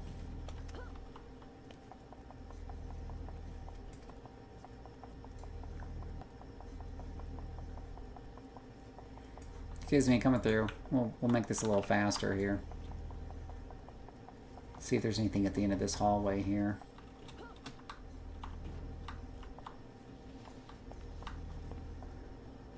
Base commander. Well, that could be the one. Let's give him a little Phantom Army.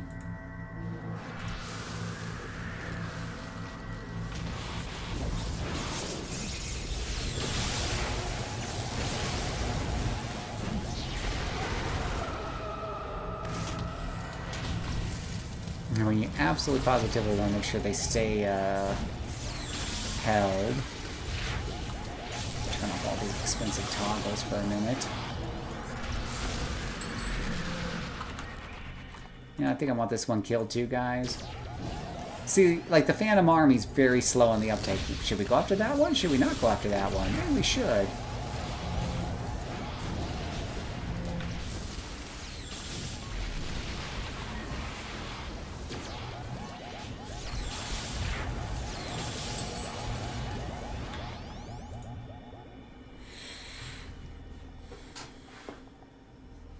But they do look cute.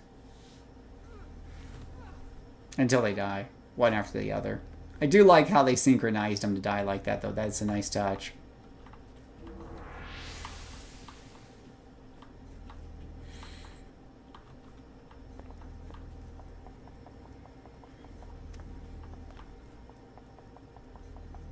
Well, and because the Phantom Army aren't real pets, so because of that, you can't control them like you can the normal Dominator pets.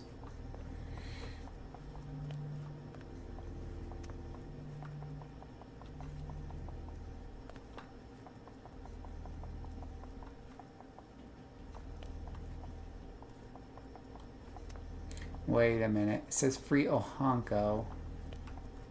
Was there anything at the end of that hallway I missed?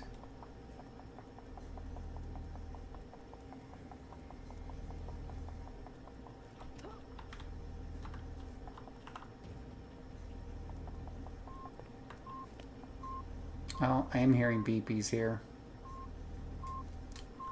This probably means I need to wipe out this room because I can't grab that glowy without getting a lot of unwanted attention.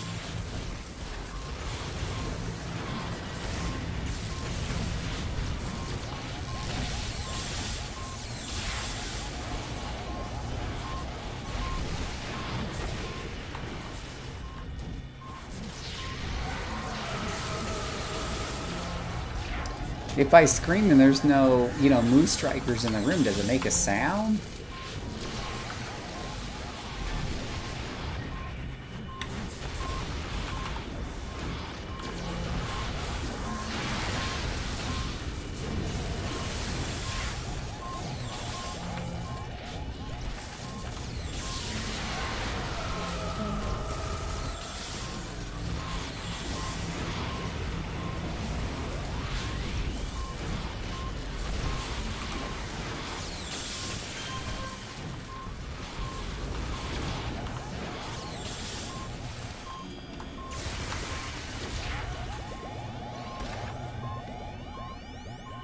It was more of a humming sound. I use a mod there, Grimdark, to make it beep so I can actually hear the darn thing. Nothing's worse than, like, looking around for a glowy missing because he's just doing this sloth. Home, home, home. Heaven forbid someone's running the vacuum cleaner. You're never going to hear that. So yes, the beeping is a mod. I have a few mods I'm using in the game. And that mission is done. A lot of the sound effects that you hear from some of my characters, like my robots, have the Transformer sound effects. Boo da boo boo boo. After you had left, I had a vision, a powerful, terrible vision. You stood amongst the Arbiter Tribunal, accused of an Arbiter's murder. I was brought before Lord Recluse in chains, accused of orchestrating Ghost Widow's destruction. And Polo, burning, screaming, ripped apart by Moo magic as Murakir laughed in vengeful triumph. This vision will not leave me, and from the look on your face, you know that this vision is true, don't you? We are betrayed. Ohanko and Murakir will use us as scapegoats for their acts and kill my poor brother. His fate will be kind compared to what will come of us. We have only one option before us. You must stop the conspiracy we helped to start and betray those who plan to betray us. Huntsman Ohanko and Guardian Murakir must still believe that we do not know their plans to betray us. We have only one option. We must betray them first. I will gather the evidence we need. You must deliver warning before the assassinations can take place. Ghost Widow will be their first target. She must be warned. If you don't survive, seek out Arbiter Diaz and tell him everything you've learned. And if you don't survive, I will join you soon after. Both our lives will rest on this. Deliver your warning to Ghost Widow and let nothing stop you. I still hate her for what she's done to Polo, but the conspirators will kill him too. The irony of it is bitter. To save my brother, I must save his tormentor. I must gather the evidence we'll need to prove our innocence in this. You must save Ghost Widow and speak with Arbiter Diaz to show our innocence through actions. It's actually a pretty decent story on this one. I don't like most of the writing, but that one's actually pretty decent. I mean, as far as quest storylines go.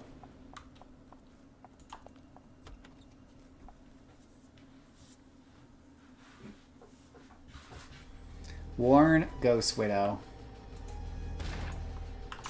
Oh gosh. Yeah, you are not a nice person.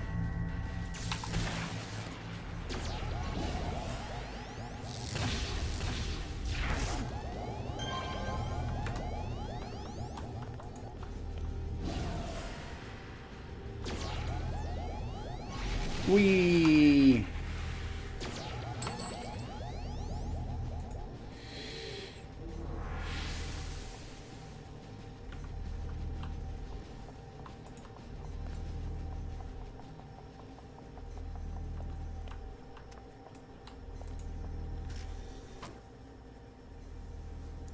Warn the Ghost Widow.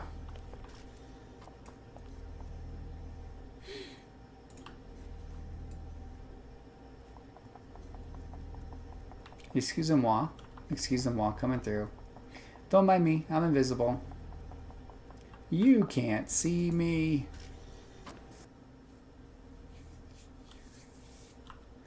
Alright, let's keep on moving on. There's a lot of floors to this particular base. Good thing it's not a kill-all.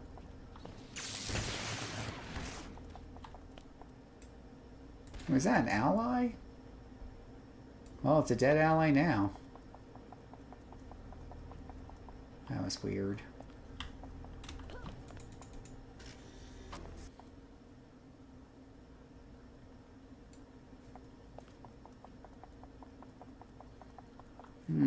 North or south? I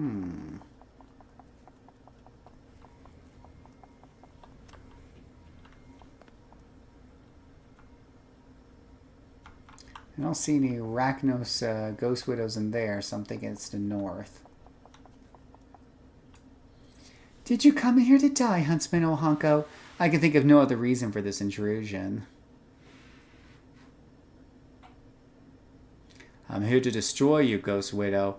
But unlike some of the others, this isn't personal for me. I'm only in this for the power. And destroy me. Others have tried, Ohanko. They've all perished. But we know how this works. I'll destroy you here and then we'll kill Wretch before you can reform. You'll just fade away to nothing. Is that your plan? Fools! You've got it all wrong. Even if you could hurt my dear Wretch, he's not the anchor you imagine him to be. My spirit's not bound to Wretch. I died worrying about poor Polo, and the dead cannot change. I'll always care for him and what's left in his mind, but I don't need him. She's lying. My spirit is bound to Arachnos itself. As long as Arachnos exists, I will exist. It's not true. We've seen the research. Oh, but you, Ohanko, your end is coming soon. Ignore her lies. Begin the ceremony. And her name is Mirage Monarch. Ooh. Ghost Widow is one step ahead of her, buddy. Well, we're definitely going to want to get rid of these guys here because, yeah, they're kind of in between us and her, and I need a place where I can fall back, so...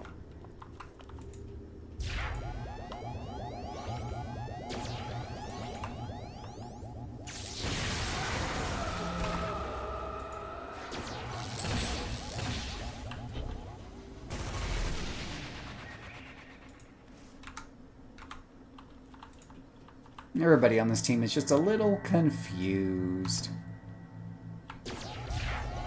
You'd like to boggle their minds up.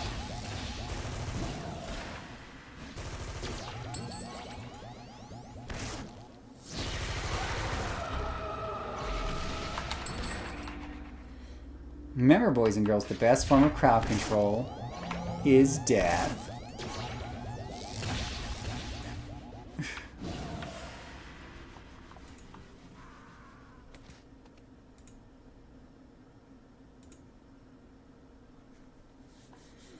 Okay, don't leave your athletic run on when you're doing a mission like this.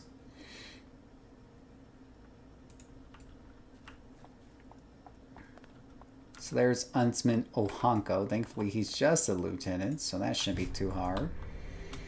And we do have Yale Phantom Army to help out, so why the heck not?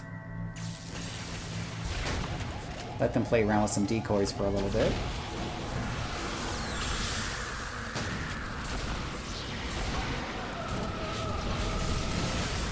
Yeah, he's all bouncing around. It's pretty funny.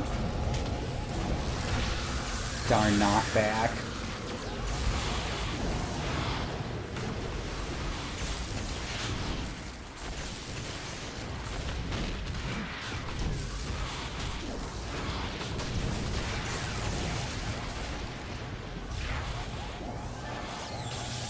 I know the context of the warning you bring. They seek to take the life of one of the dead, but they will fail at that, for there is another life they hunger for. It's really hard to like read some of the, there's another life they hunger for. Yeah. It can be a little tough to keep up with the dialogue as fast as they throw it up on the screen. I do have a dialogue box that I can go back to. That gets most of it.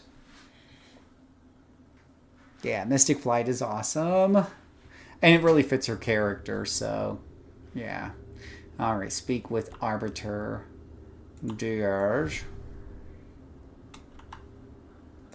Plus you can do a lot of teleports if you want.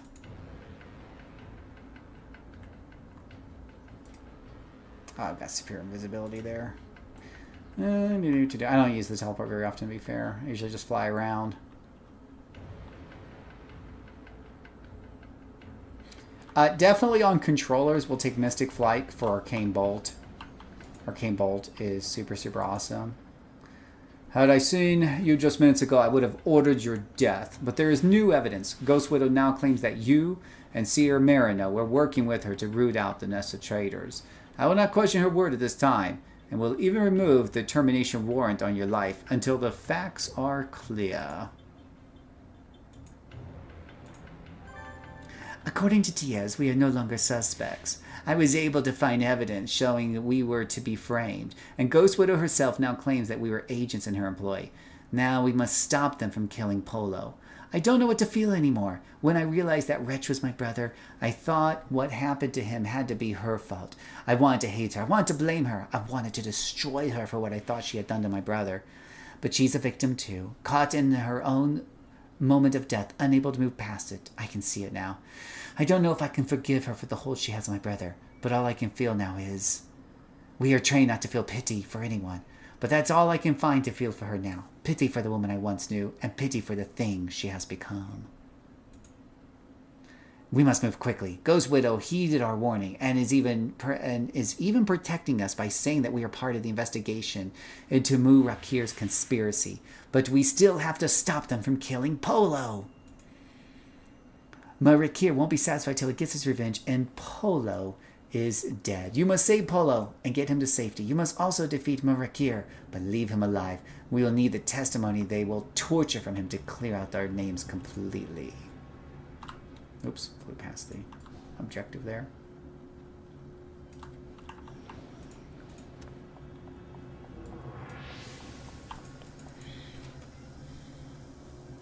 This is Illusion Psychic Dominator. Yeah. Yeah, you need Arcane Bolt to level up your controllers to the low levels if you're soloing. If you're grouping, it doesn't matter. You could pick the power Pick My Nose if you're grouping, and it won't matter because you'll just mow through everything. Because the game's pretty much a lawnmower simulator unless you're playing... What we did on the one time is we played... we took a group of us and we all played from level 1 using just the SOs all the way up and set the difficulty appropriately. And we had a really, really good time. And you kind of felt like maybe what the game was supposed to be closer to back in the day. But nowadays, you rarely get that. You know, when you're grouping with people, a lot of times they're just exemplar down. They still have a lot of their powers. They're kicking butt. So you really don't need to be very optimal if you're playing in a group. But if you're playing solo from level 1 scratch and you're not getting a bunch of money from one of your other characters, then you're going to need to be a little bit more careful about your build. For a controller, that definitely helps to take Arcane Bolt as a solo controller. To get you at least until where you get your pets. And even then, it's still pretty helpful.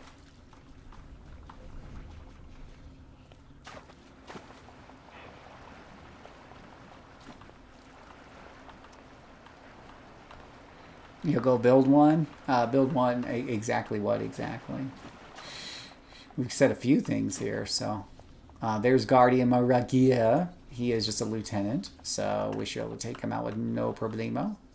But just in case, we will bring out the big guns in Phantom Army.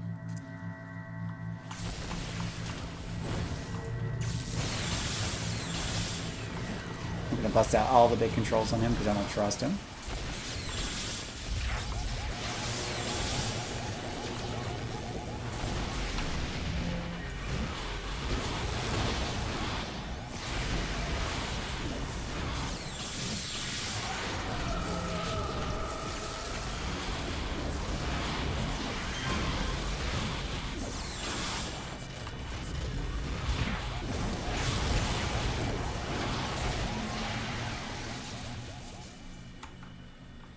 Alright, we gotta rescue Wretch. Oh, I remember this one now. Oh boy, oh boy, oh boy, oh boy. This is gonna be... I should have cleared all the enemies between me and Wretch. I may go and do that now. Wretch can get himself killed pretty easily. Well, then again, I'm playing a Dominator. What could go wrong? Because I forgot, you gotta escort his candy butt out.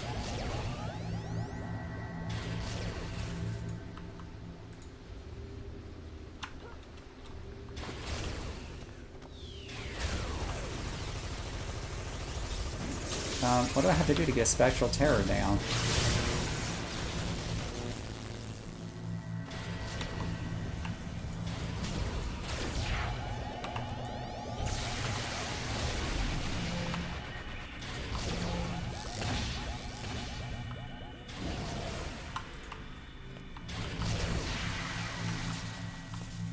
I'm really having a hard time putting these down. I think they're pretty resistant to psychic damage.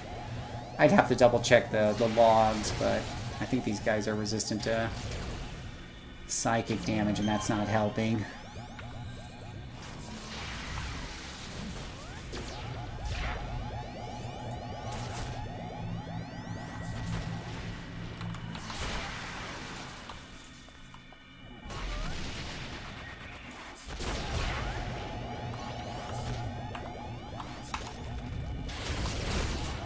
Gosh, just die. Look at that little sliver of health it keeps holding on to. You just like, die already.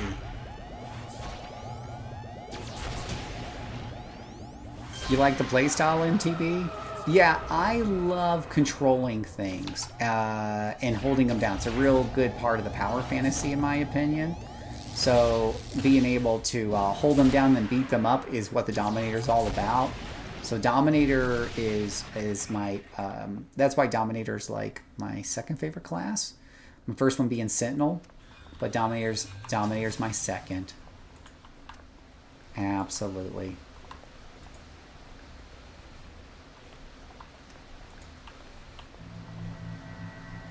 That didn't work out as well as I hoped.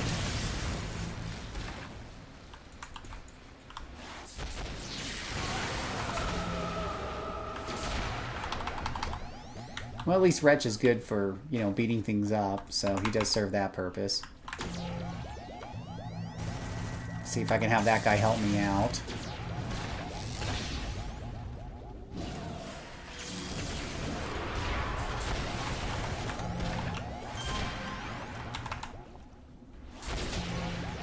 Wretch is just going at it.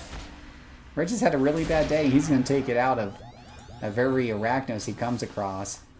He just doesn't care. Yeah, but Arcane Bolt's only a need on controllers, not on Dominators, because Dominators get enough attack powers already. And one of the reasons Arcane Bolt shines on a controller has to do with the way its proc combines with the containment damage bonus from controller, and you don't really have that on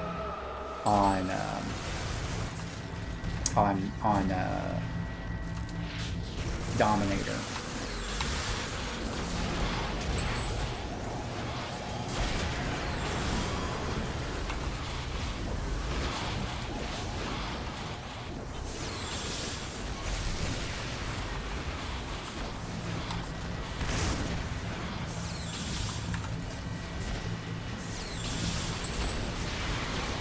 So I've had Wretch die in this mission before, so I'm really trying hard to keep things controlled and keep him alive, because he does tend to have a little bit of an anger management issue and just aggro things when you may not be ready. So trying to keep him alive is part of the fun of this particular mission. Yeah. So Dominators and Controllers both do a pretty good job of locking down enemies. Controllers' holds tend to be stronger overall. I could go into details, but Dominator has a domination power that when it's active, their holds are more powerful. That's the bar that fills up, and when you hit the button, it'll make all your holds more powerful for 90 seconds, and will refill your endurance and make you pretty mez resistant during that time as well, just as an added bonus. Okay. Can Wretch... No, see, Wretch is just going to go and keep going from one enemy group to another. Wretch just doesn't care. Wretch has to clear out this whole dungeon. Wretch is going to do it.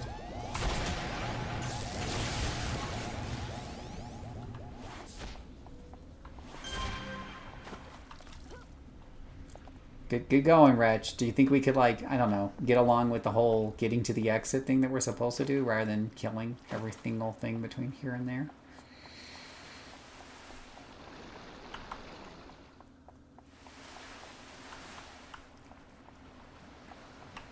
Wretch is a very focus-minded bad guy.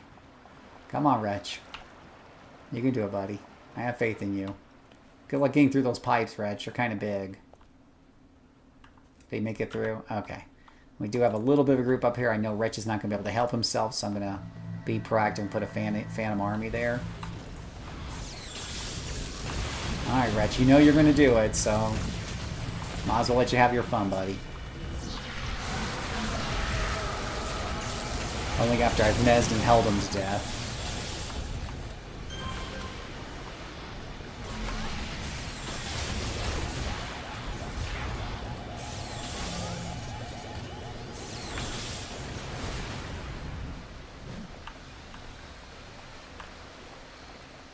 Okay, you with me, Wretch? We're almost at the exit.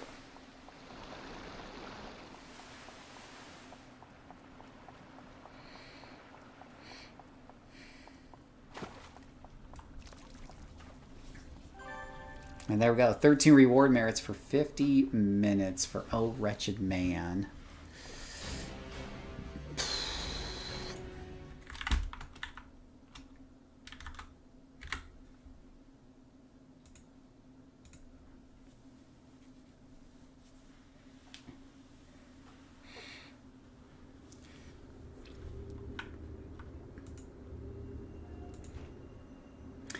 Paulo is alive thanks to you. I visited him briefly. He remembered me, but asked me not to come again. He said it hurt too much. It all hurts too much. Your rewards are already on their way to you. I hope you are satisfied with them. We are both cleared of all charges. The conspirators have been rounded up. Ohanko is dead, but Murakir will live to stand trial. His actions and those of other treacherous mystics have shamed Skiroko, and he will make certain their fates are neither pleasant nor swift. But none of it means anything to me. My second sight fails me when I try to see an answer that will soothe my aching heart, and I fear I will never get my brother back. I know it is not your concern. I'm sorry. I will trouble you with my problems no longer. Go. Find your fate. Find your future. You may be the one we've all been waiting for. You have certainly proved your worth for me. Now go, and leave me in my sorrow. Like I said, that's actually a pretty good storyline. I've definitely been critical of some of the storylines, but I think that one was actually pretty decently written, and I think that's a good one right there. That is Oh Wretched Man. Didn't get any levels out of that. Did get 13 reward merits. That's worth about 2 million, maybe 2.5 million on a good day. So not a shabby day for the Mirage Monarch. She's a little bit richer. More than halfway to level 20 out of that, but that's what you get for not using rest XP. If I rested, or if I was using double XP, I should say, I would have definitely been well into 21 at that point. But for those of you watching, I hope you've enjoyed this, and let me know if you want to see more Mirage videos. You guys have been watching them. I looked at the last one, and there was quite a few views on it, so thank you so much for that. But until next time, may God bless you. All right, so that one is done. That is Mirage Monarch, Oh Wretched Man, level 20. Not a shabby one at all. Oh, I need to update my spreadsheet, make sure I've got that. That's why I wrote those notes down.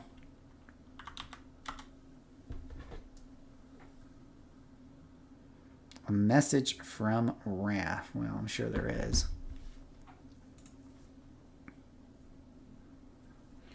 On the villain arc side, we have Oh Wretched Day, Wretched Man, 13. Took me 46 minutes last time, so that's about right.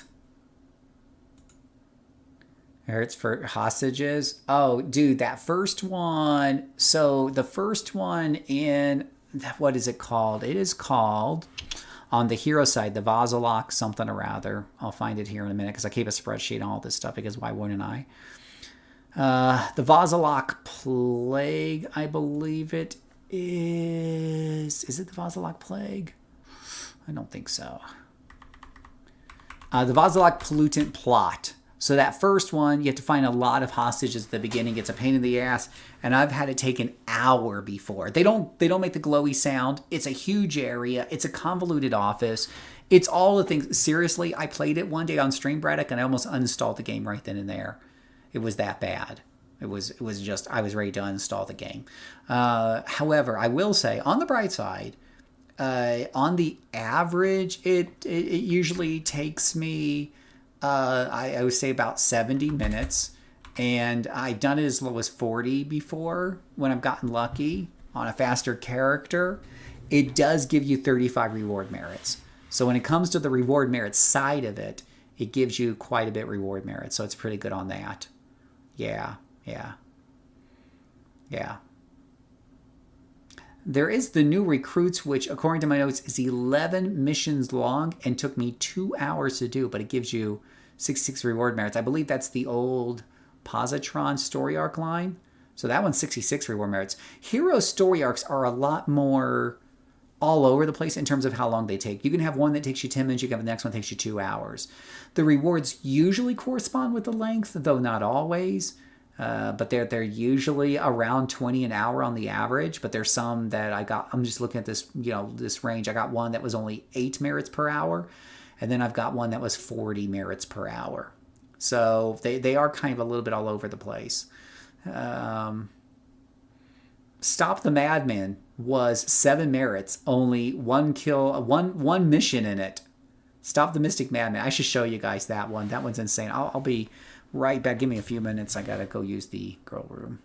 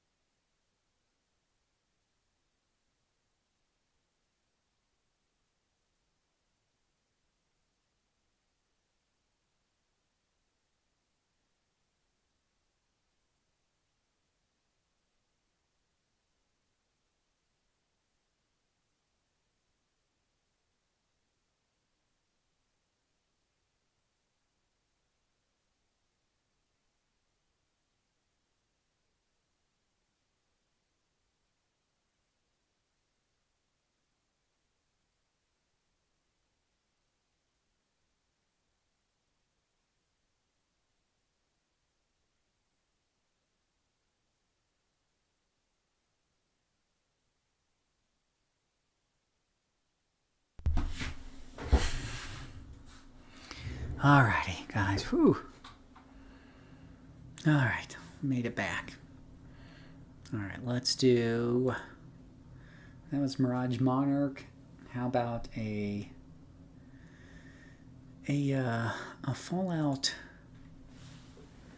Fallout Queen one, maybe? Whew. Hey, Tammy, how's it going today? Decided to do my Monday stream early today, I think.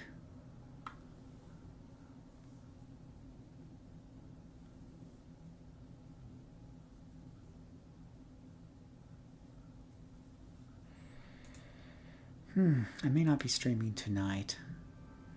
See how I feel. I'm not 100%, so we'll see. All right.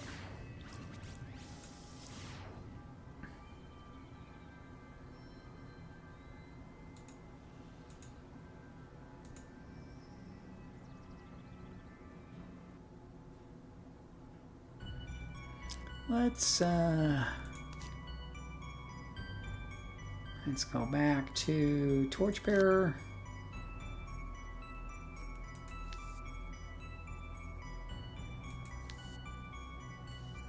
Corruptor with Fallout Queen. Actually, Nyx's Echo is pretty cool too, if you haven't seen that character.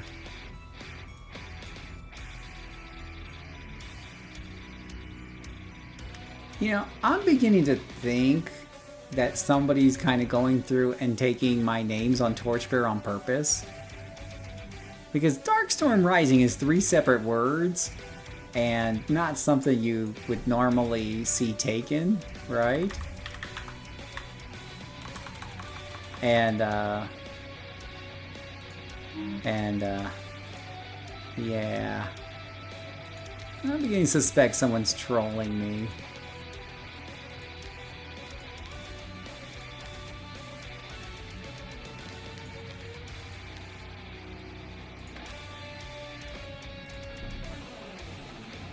Oh, they didn't take Root of Sorrow, so I don't know. But I think it's a little sus, just a little sus. Oh, let's see. Wait, did I try Darkstorm? There we go. That'll work just fine.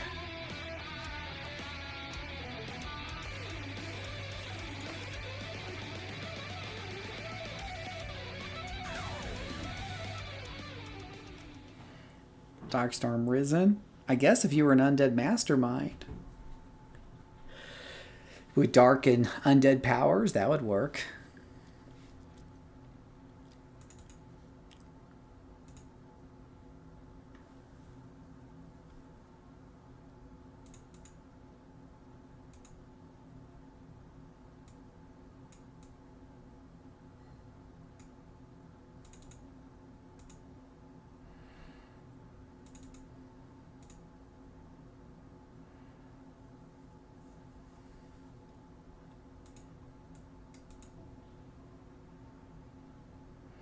I don't know what mission to do with this character next.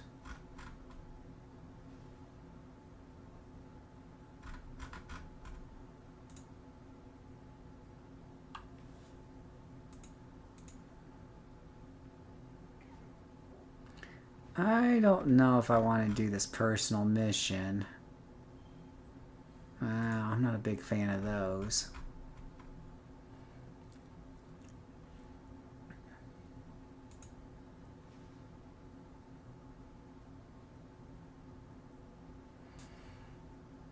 Mission officer's link.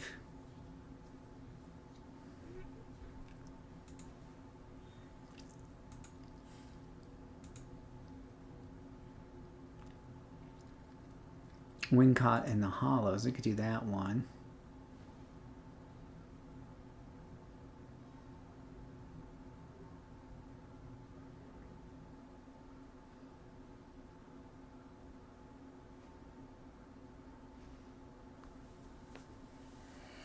Well, that's interesting how this character ties in with Ouroboros.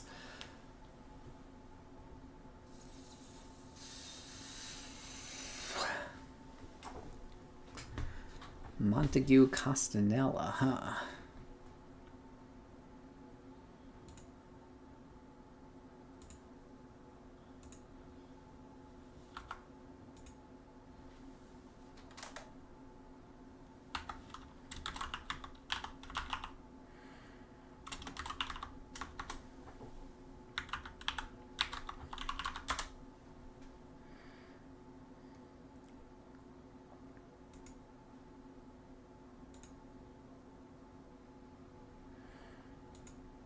Alright, my name is Phil, aka JCServant. Welcome to another exciting City of Heroes video. This time we are doing Fallout Queen storyline. Montague Castanella, member of the Midnight Squad in Steel Canyon. Beyond his interest in all matters arcane, Montague Castanella has a unique ability. He is unaffected by temporal shifts.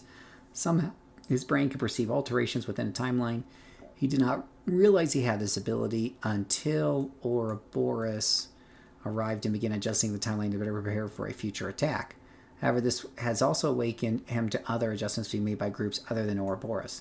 He has taken the lead in recruiting heroes to join the Midnight Squad, believing that now, more than ever, their knowledge and expertise are needed to combat the Ricti as well as other threats.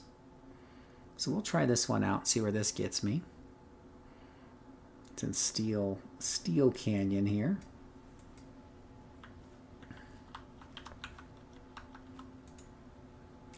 Hello, Fallout Queen. My name is Montague Castanella. I'm a member of a group of people who have an interest in matters of the occult and mystic arts. Perhaps you heard of our group. We're called the Midnight Squad, and we've been around for some time. However, ever since the Ricti invasion, our numbers have been greatly depleted. It's my hope to change that. Lost and Found, Part 1. Percy Weakling is missing again. I feel like I've been doing this a lot recently, but he's worth 2 of any other Midnight in our club. I need you to rescue Percy Winkley. Thank you for your assistance. He's been captured by the Circle of Thorns. They're questioning him, trying to get him to reveal the Midnighter's secrets. Find the Circle of Thorns cave and rescue Percy Winkley. This guy. It's right. All these other story arcs I've done have like these really long things that take me like 12 minutes to read. This guy's like, yeah, we got this important guy. He's been kidnapped. Go save him. Please, thank you. Bye. Why are you still here? Why are you still here? Do you need me to count down? 3, 2, 1, go.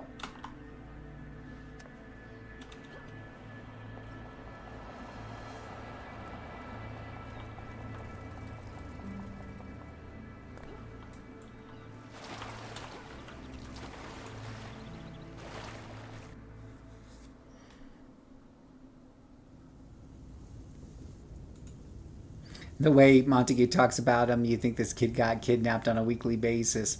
They're not wrong. They're not wrong. Okay.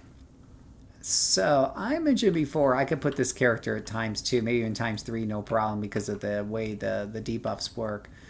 But, you know, I usually don't, just because of situations like this where you don't know you're going to be facing a whole bunch of dudes.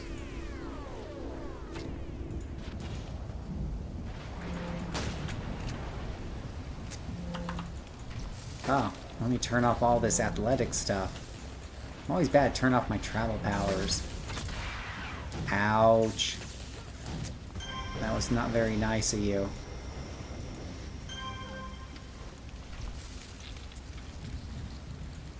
Yeah, you're going to see that they have a low chance to hit me as long as I hit them first with my radiation power. That thing is really, really powerful. And I do wonder how much better this would be on a defender. Corruptors, defenders get a bit of a leg up when it comes to buffing and debuffing powers. And this is the kind, you know, when you talk about lowering an enemies to hit, every point makes a big difference. So I do kind of wonder there.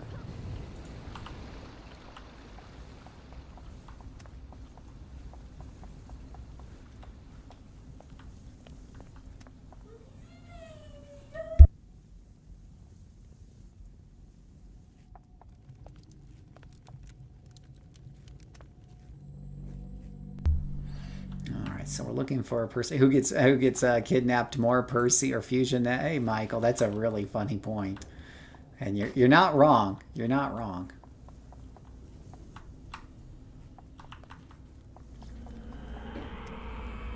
Oh, uh-oh.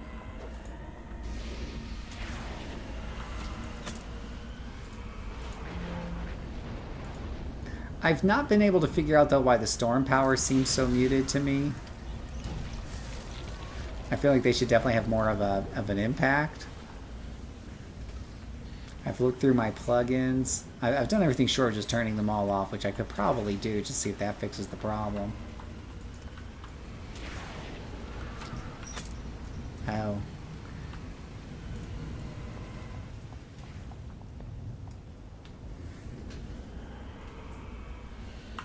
Oh. So I'm getting distracted by things going on here in the house because I hear things and wonder what's going on.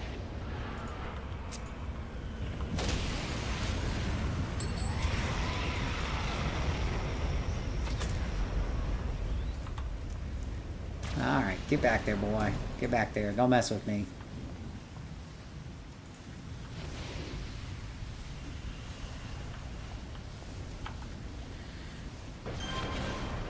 Just finished the twin shot kiss line on my electric sentinel. I got a good bit of levels from that and a few merits.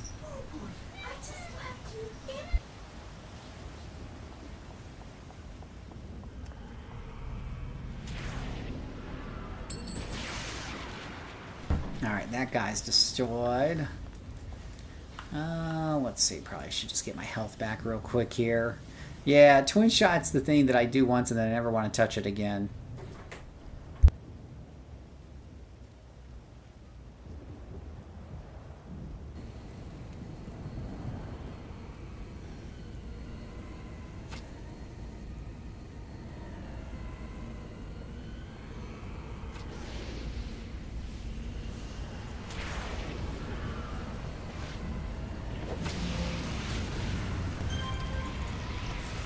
But the storm is really, the storm blast here, I think they have really touched this up to where, oh boy, does it feel powerful. It definitely does, its job. Rescue Sunshine here. Yeah, the problem is I'm not stealthed. I need to get stealth on this character. Once I get 100 merits and I can buy a wintry seti thing and sell that for lots and lots of money, I will definitely do that and then buy some stealth with it. Well, I don't think I see Percy in there. I figure I would just look. Where is Percy boy?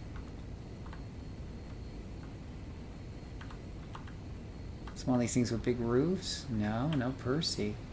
You like to think he's here in this last room, but he might have been in the other room and I just skipped past him.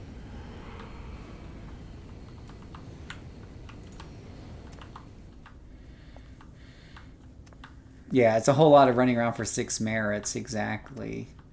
Yeah, and if you're watching this video on YouTube, I'm streaming and talking to the live chat at the same time. We're talking about the Twin Shot story arc, which we did right here on Fallout Queen not too long ago, at least the first part of it. I think I did the second part as well, and I made a little mistake in doing that a little early, so some of those fights were exceptionally difficult as a result.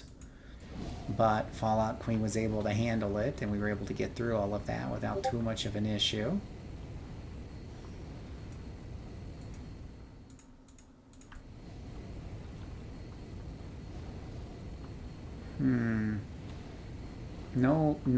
No captive ease up there.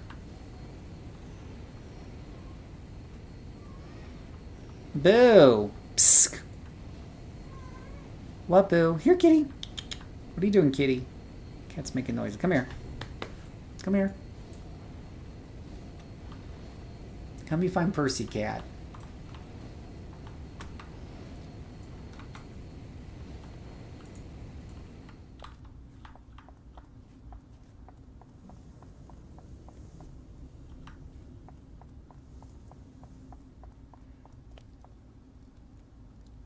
Alright, where's this dodo head at?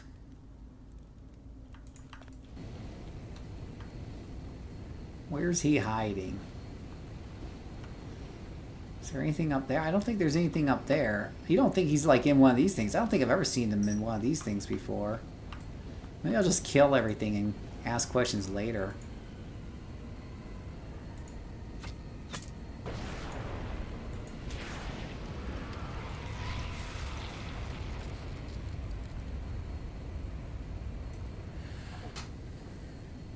Welcome back, indeed.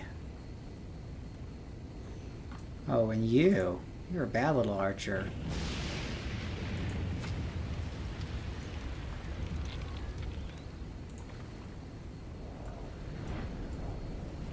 Oh, good grief. Now there's two of you?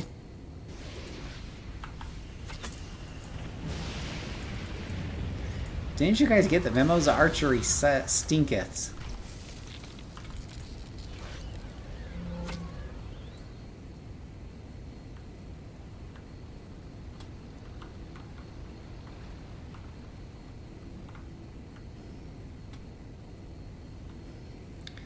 Yeah, I don't think he's behind any of these prisons, but let me check. That'd be kind of interesting if he was. That'd be a first.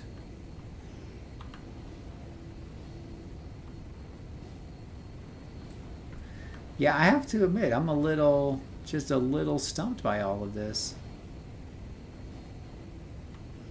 Unless he was in the very first area. You know, I kind of zipped past there, so... We'll go back and look at that. Sometimes I think, you know, usually, you know, whatever the MacGuffin is, it's at the end of a dungeon. But, you know, every once in a while they like to defy expectations and put it at the beginning, maybe.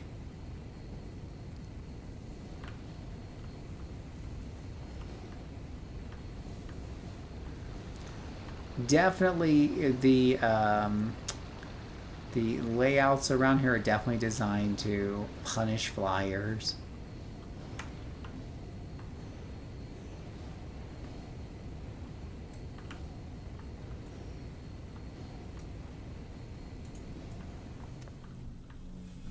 Ooh, teleportation circle.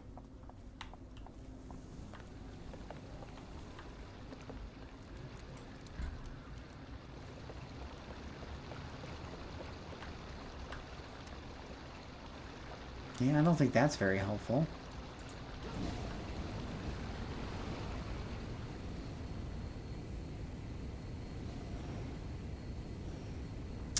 Okay, this is starting to drive me a little bananas here. Where is this son of a gun?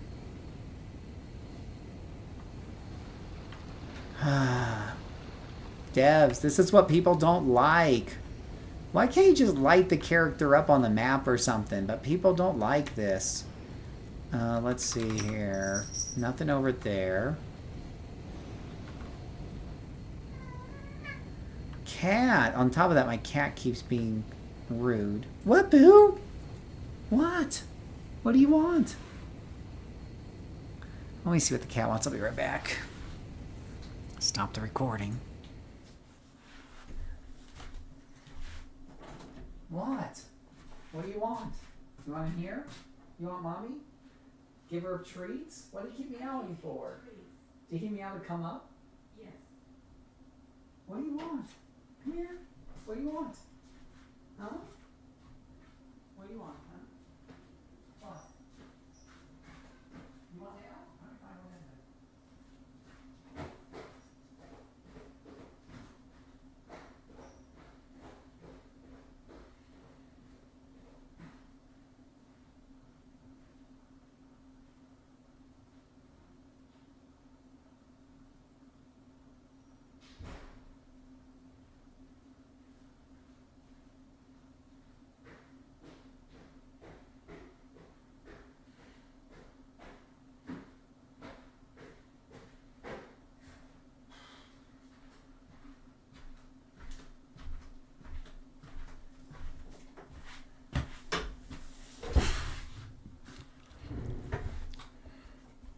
Yeah, hiding in a corner.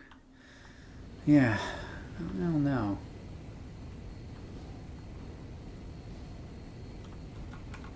There he is right there. And sometimes an ally will show up really blue and very easy to see. And then other times they're like, no, we're going to make it to where his name doesn't show up nothing in this very dark cave. You can barely see him in a corner. And when you have to do like 7 of these, you know, enemies, like 7 of these findoms like this, it gets really, really awful. Right? Because you have to like find all of them. It's terrible.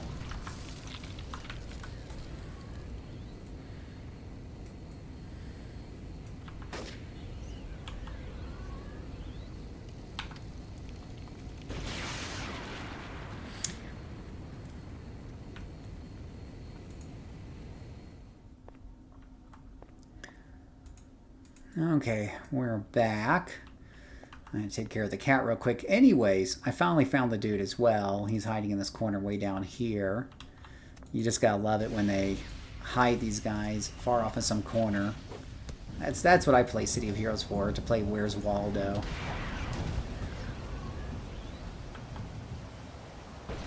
So you can see here, this guy only had a 12% chance to hit me. And there we go.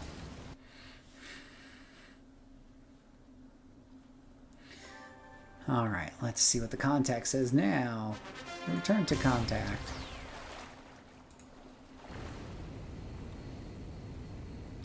Can't wait to get real flight here at level 14. We'll pick that up for this character. Yeah, I usually like to have my child files at 14. That way, if I go down and do a level 9 mission, I still have flight. There's a few level 7 missions, but most of them are level 9 or higher.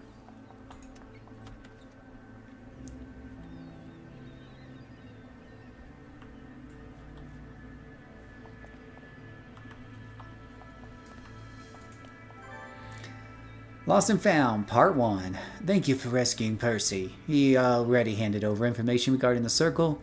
They're attempting to divert the flow of all power to only those who use magic, causing all other origins to weaken while magic users reach new heights of ability. The Circle is doing this as a means to combat the Ricky's encroachment into their caverns. This definitely explains their presence in those caves. The Midnight Squad has this information. I'll know shortly how they wish to proceed. Lost and Found, Part 2. The Midnighters believe the investigating Percy's information regarding the Lost and Ricky's involvement with magic is now our primary concern. I don't know how Percy does it, but that kid's good. Are you interested in aiding us in this venture? The Midnighters thank you for your assistance. Have you ever considered joining our fold? We've determined they are using a nearby abandoned office, but we know not for what purpose. You need to go into the office and collect the buildings, collect information. So far, now this one isn't quite as compelling as the Ghost Widow one so far. It's just like, okay, they're doing some weird things. They kidnapped our kid. Do you want to join us? Okay, now get back out there and find our thing. I'm like, oh, okay. No super epic writing going on here. Nothing to see here.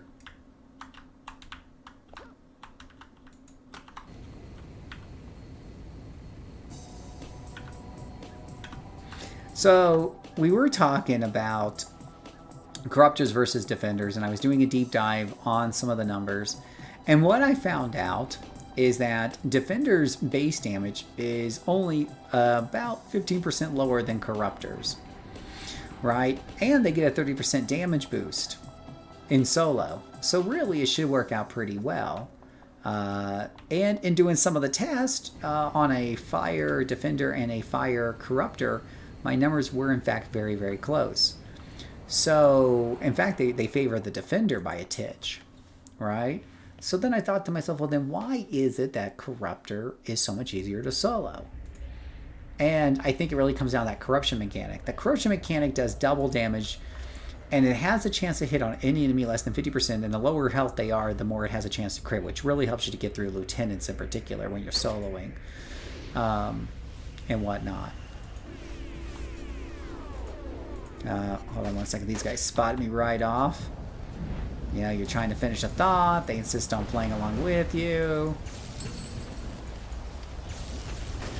So case in point, he's definitely below 50% right here. And those Scourges will finish him off pretty quickly. The Scourge is a full double damage. It is not just plus 100% damage, right? Plus 100% basically means 100% of your base damage. It's literally double damage. So if your modified damage is 200 points, your base damage is 100, you've modded up to 200, and then you Scourge, you'll get 400. And I think that's what makes them so much more powerful than defenders. So I found that very, very interesting. Now, now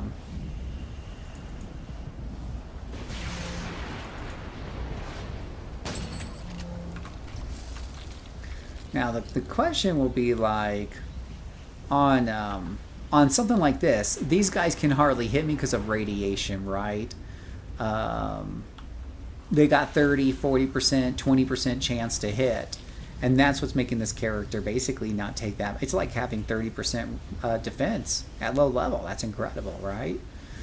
But on a defender, that would shine even more, because the defender would get stronger debuffs on the enemies, because they get 15% more debuffs, or 20%, or whatever that number is.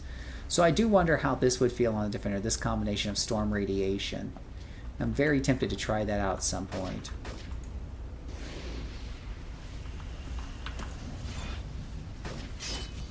Ooh, that hurt quite a bit. That was not very nice.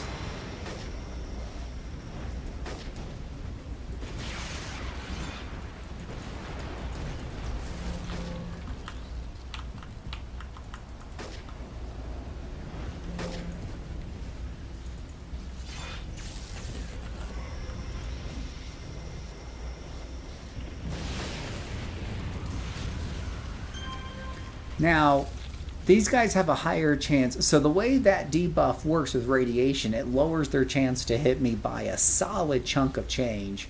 Let's take a look here. This is actually pretty incredible. It lowers their chance to hit me right now by 30%. Right? Now, they only have a 50% chance to hit you, so that takes them down to 20%. The problem is these guys are like +1, +2, which gives them, which adds back to their chance to hit. So they're ending up with like a 41% chance to hit me, which is nasty. It's better than probably the 60-65 they would normally have, but it's still pretty nasty. So defense powers and to hit debuffs don't work as well against high-level people because of math and whatever have you. Storm Defender seems to kill pretty quickly, probably because of all those AoEs. Yeah, well, Storm seems to have really gotten a buff here. Empathy Side Defender, however, is pulling T solo. Yeah, most of my defenders do pull T solo, and it's kind of an interesting conversation. But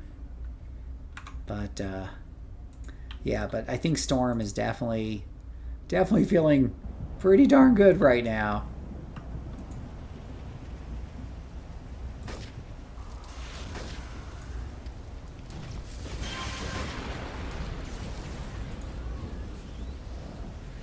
By the way, aside from radiation lowering their chance to hit, just the fact that they get knocked over a bit by Storm also helps. Keeps your Corruptor pretty alive, as you guys are seeing here. I was a little worried I was going to get sent to the hospital that one last fight, or the fight before last. But so far, so good.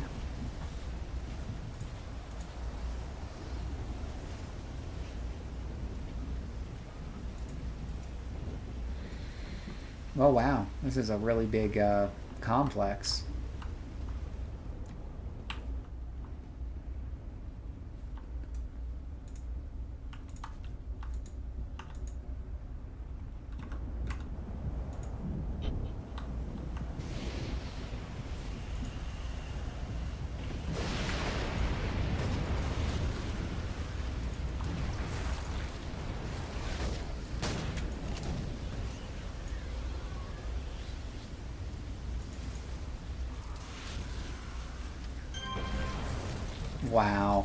Wow, that's just... You almost feel bad for the guy. Almost.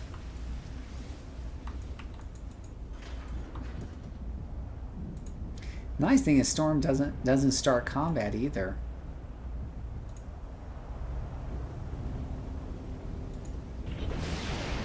Ooh, Chain Lightning. Gotta love that. Ah, it's just not even a contest.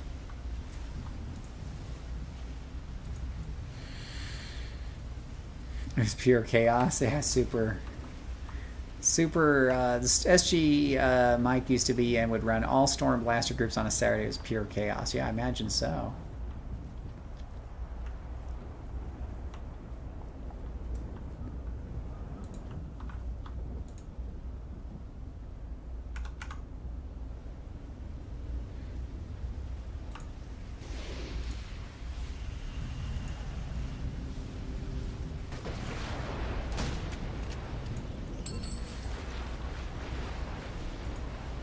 Oh, that poor guy right there. This is working out really well. And the Scourge, definitely the Scourge, the way it kicks in with those extra lightning bolts is very, very juicy and would definitely be a huge advantage over the Defender if you were doing this on a Defender. So I think this will definitely get through them a lot faster, though the Defender might let you survive longer.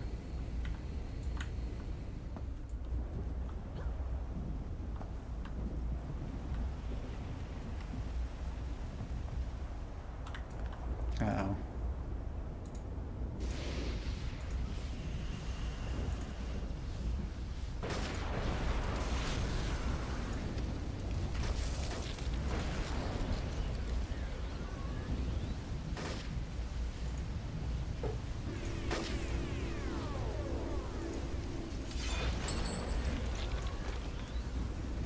I mean, she focused on the lieutenant, and those guys pretty much died on their own in the storm. That's insanely good. How you find Earth Dom? You know, we need to play the. Or did I actually make that Earth Dom, Ben? Yeah, we need to play that some more. Yes, no, she has a really cool outfit. I think that's the one with the really cool outfit, right? Yeah, we need to play that one some more. Maybe we'll do a little run on this after this.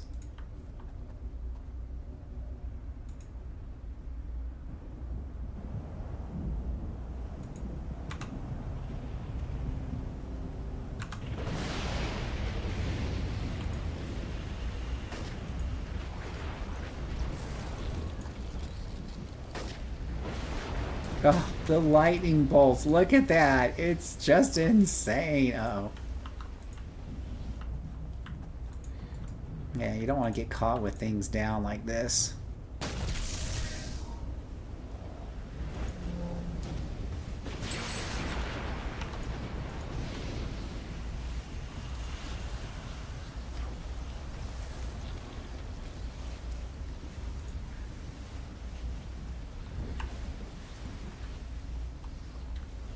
Gosh, there's more over here. And they're orange, too.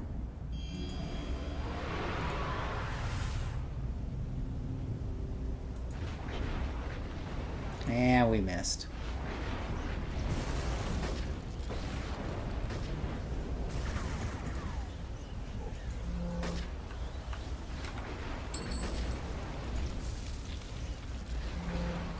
Oh.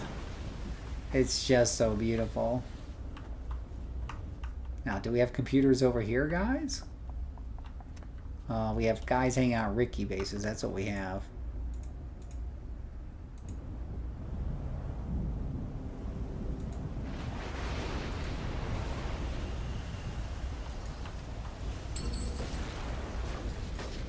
Oh, man. Yeah, no, this is wickedly good, guys. And the community picked this, by the way.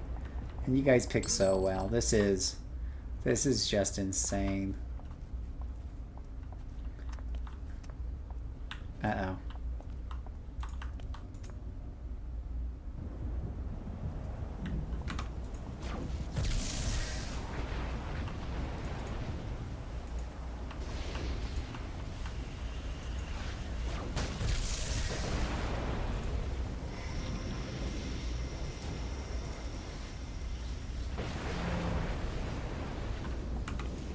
You're still alive, buddy? Let me fix that for you.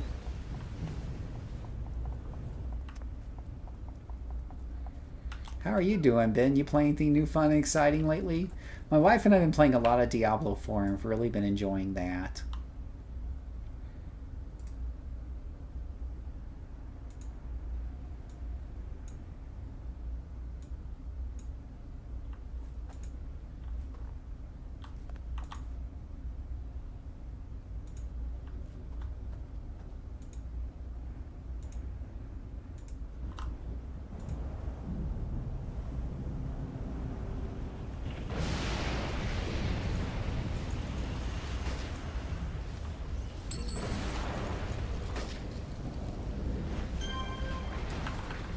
Yeah, you're not supposed to walk out of the storm. Where'd he go? Stop running away, you chicken foot. Busy work. We haven't played much. Oh. Stupid real life work and all that jazz.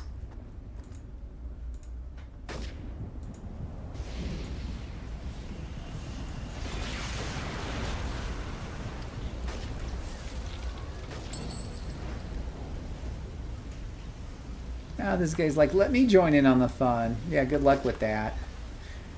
The storm is powerful. The storm is your friend. Oh, the storm brings a tear to my eye.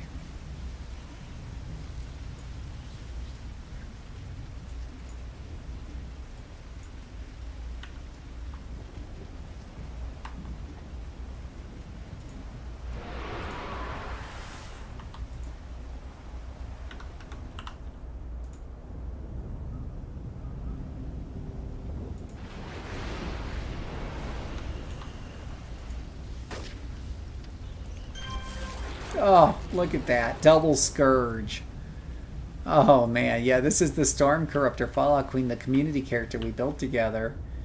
And I'm telling you, at level 13, she is kicking all kinds of bad guy tuskies. Which is totally a word. It's very, very much a word. This is just one OP nonsensical build. We've got defense, we've got offense. Storm almost, I mean, this storm, I mean, boy oh boy, I can't even imagine what this is like on a blaster.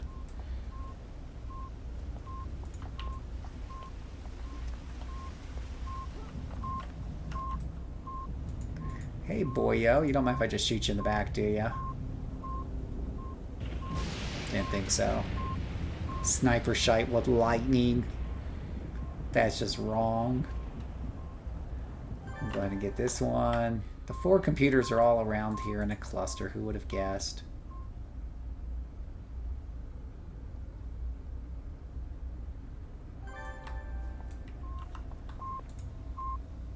Luckily, you're reaching your character like way over there. Works just fine.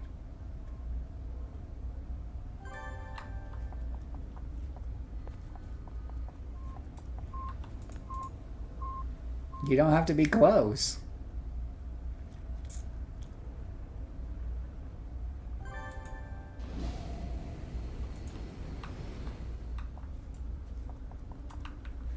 All right, now let's have some fun with... Oh, he's a boss. It is time for a big boss battle.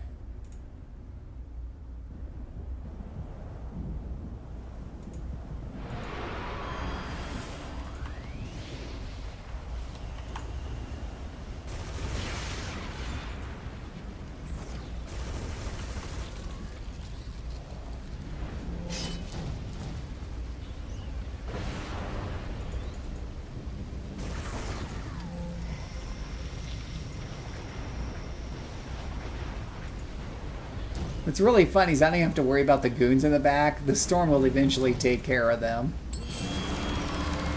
That was easy peasy lemon squeezy. Our corruptor is now level 14. And you saw it here first.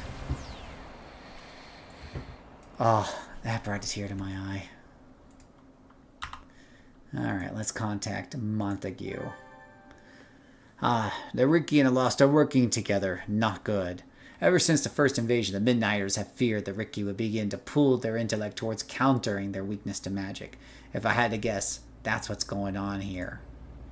Lost and Found, Part 3. Surprisingly, we've managed to glean some information from the computer parts you've recovered. It looks like I've got another rescue operation for you. A very untraditional one at that. Aid in rescue missions.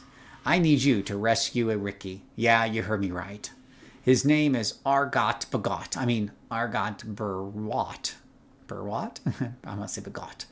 A Ricky traditionalist being held captive by an opposing Ricky force, the Resurrectionist, or the Restructionist. I don't claim to be an expert on Ricti politics, but I do know that our Go has asked for asylum, and the Vanguard have agreed to grant it to him. Since you found the intelligence, we thought you'd want to be the one who brought him in. Rescue Argot Begot. Alright. We must rescue Argot Begot here in Steel Canyon. And if we pass by... we're not going to pass by turn because it's just right over there. I will pick up Flight as my level 14 power.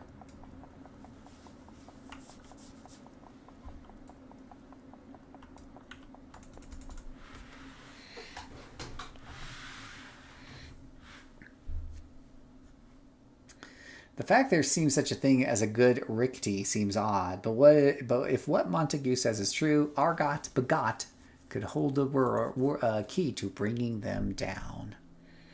I totally like my name for him, not going to lie. Oh wow, this is a really big mission area, and I don't have stealth on this character yet, as I keep mentioning, so... And that does mean that we're going to have to beat up all these bad guys along the way.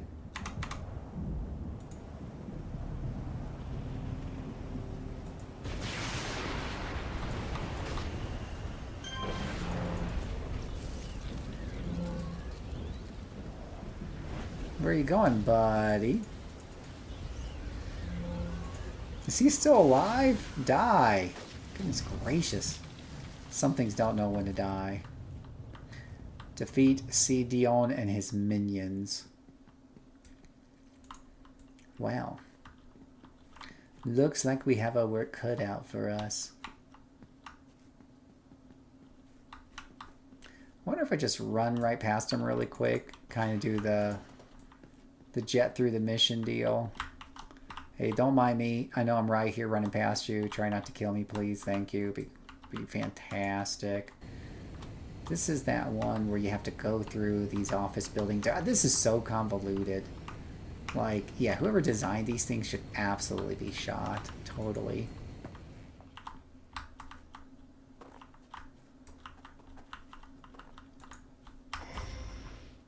Okay. Let's see, a couple more skips maybe. You don't have to fight everything. Uh-oh, I didn't take a left at Albuquerque here. Let's take a left at Albuquerque. We'll go ahead and kill these guys on the way here.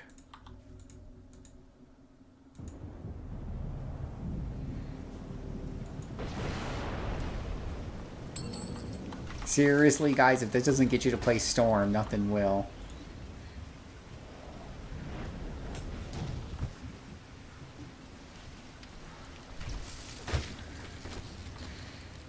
I think this would rock on a blaster too. Yeah, this is Storm Corruptor. It is Storm Radiation.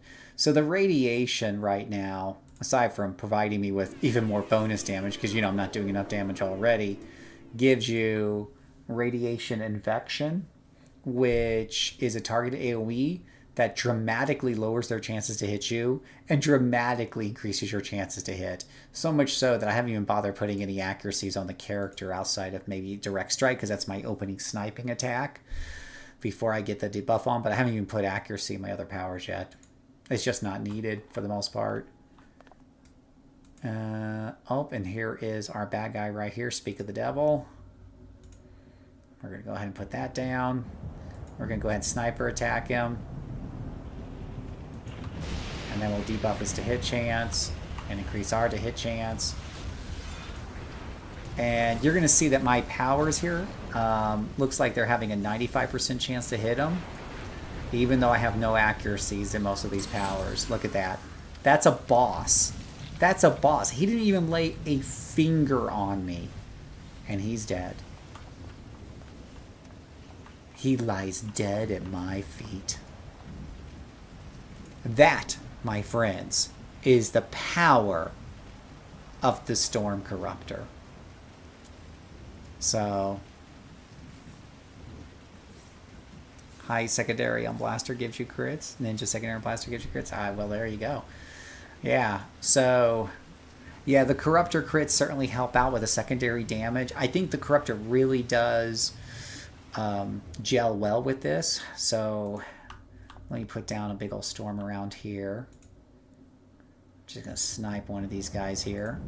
Because every time you hit somebody with a power like a snipe here, it'll hit that guy with a lightning bolt.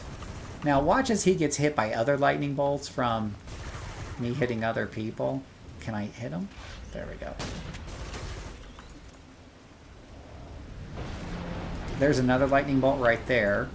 Now the lightning bolts don't do a crap ton of damage, right? But when they hit you repeatedly and they add up with Scourge, they become a significant source of damage. The way that Arcane Bolt really gets blown up by contamination on or containment by controller. It means quite a bit. It really does. Well, that was an easy mission. With Argot safely in Vanguard hands, we have made a huge leap forward in the second invasion of the Rikti. Now we have to hope that Vanguard are forthcoming with the intelligence they can get out of our new Rikti ally. Lost and Found, Part 4. I think it's time we brought in some outside help. Have you ever heard of the Dawn Patrol? The original leader, Hero 1, was the one who took the Omega team through the Rikti portal and shut it down. Ever since that day, a woman by the name of Lady Jane, oh my gosh, knowing is half the battle, has taken over the team. She's recently come over to the States and claims to have important information regarding the loss. She wants a meeting. Let's meet with Lady Jane. Apparently, the loss attacked the main headquarters of the Dawn Patrol. The patrol managed to fend off the group, but a lot of damage was done. You're supposed to meet up with Lady Jane. She doesn't want it widely known she's here, fearing another possible lost attack. Go meet with Lady Jane and gather any knowledge she has regarding the lost.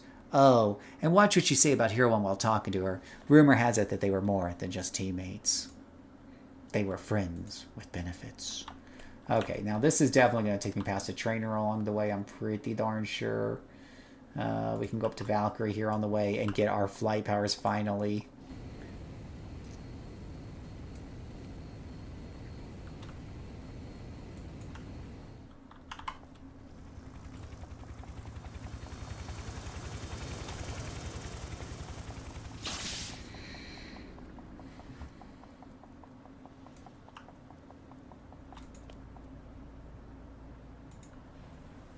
Train up to 14. So Intensify greatly increases the hit of your attacks and slightly increases damage. Moderately increases the chance for Stormblast powers to summon powerful lightning from your spell while active. I was about to say this isn't worth it on this character, but then you sold me on the more powerful lightning bolts. And there's some every power in this power set pretty much is a banger, but I do need to get Fly. I'm sorry. I'm not going to run around with a jetpack for the rest of my life. That's not a thing. Not okay. Just zoom in here and see what there's a merit vendor there, a tech store there. Yeah, the weird thing is I think this is where they do the stores by type, right? And yeah, I'll have to get flying enhancement when I'm in Atlas Park next. Okay, let's go back to our mission here. Select task. Oh no, we don't need this. We got real flight now. Let's get rid of that. Let's get rid of that. Let's keep reveal. Let's put that at the top. I don't need Brawl. I don't need Mutagen. I don't need that. There, that looks cleaner.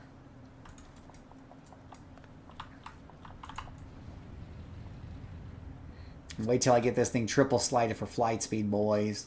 Then we'll be playing with power.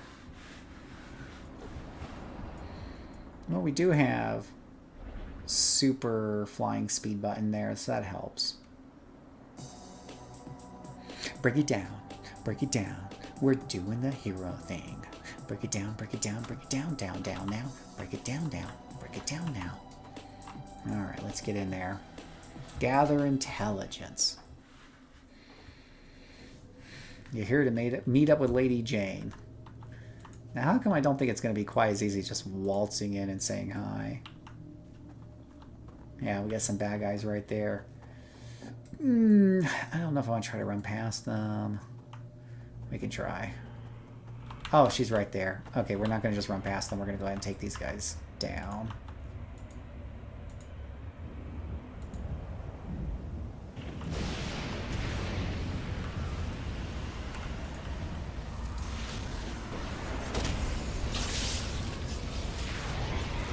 Scourge again doing some lifting there. Oh gosh. Yeah, no, that's just some sick nonsense. Sick nonsense.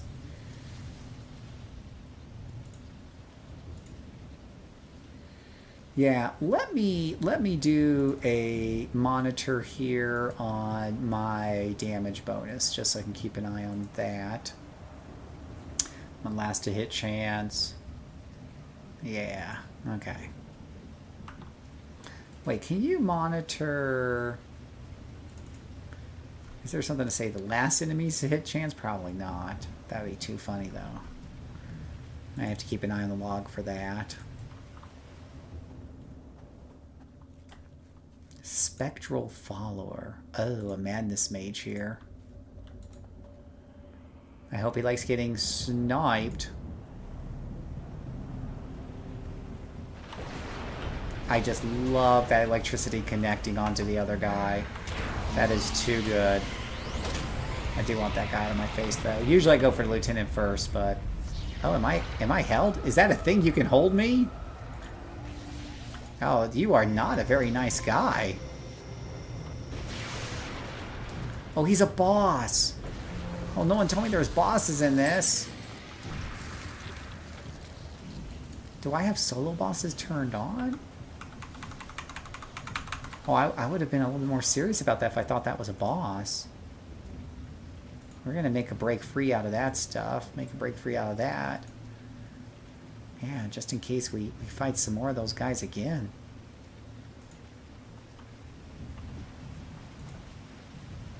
Thanks for the help.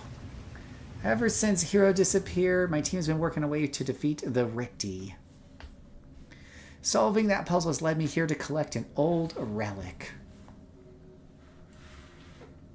Okay, well I guess we're supposed to help her with that relic, even if it gets our asses handed to us on a silver platter. So, let's go ahead and kill these guys off. Wait for it. Lightning strikes.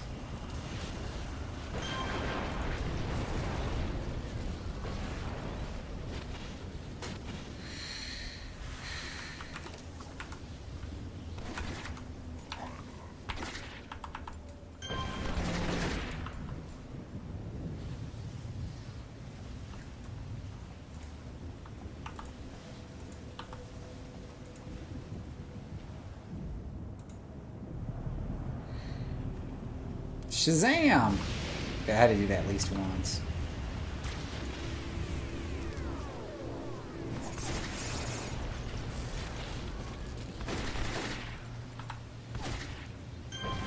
Gotta give that little guy credit. He tried, right? He tried.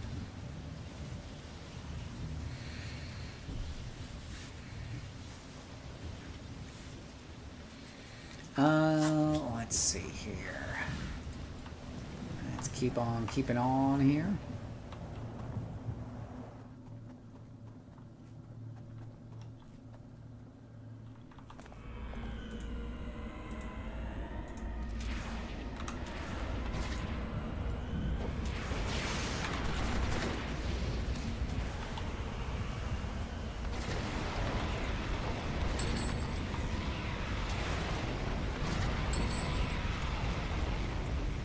Well, make quick work of those. That trio. Ooh, lots of enemies in here. The problem is Lady Jane. I don't know if she's going to insist on fighting everything. She's been watching too many G.I. Joe commercials, so no one knows. At least, you know, she's not as bad as the brute guy.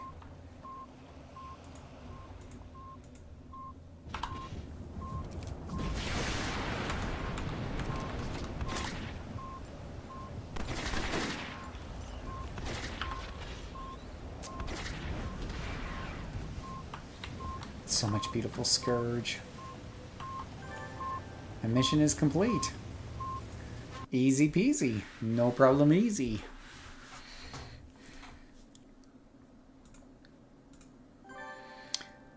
And the vial Lady Jane gave you contains some of Hero 1's blood. She claimed that the blood comes from Hero 1 after he entered the Ricti portal.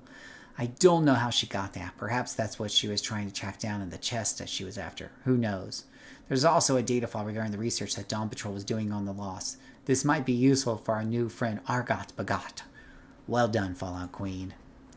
Lost and Found, Part 5. I sent a vial of that blood we got from Lady Jane over at the Ricky Argot. Over to the Ricky Argot Bagot.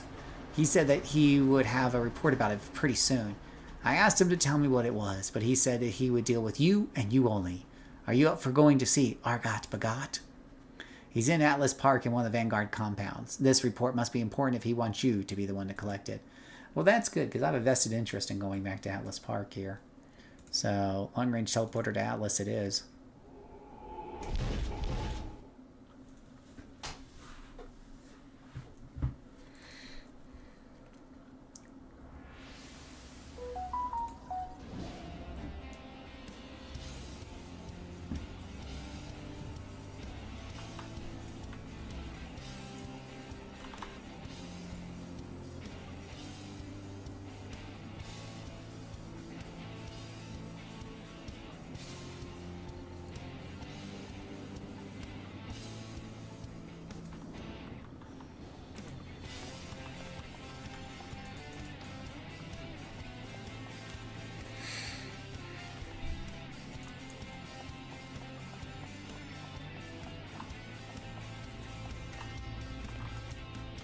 I gotta remember to buy the flight enhancement while I'm here.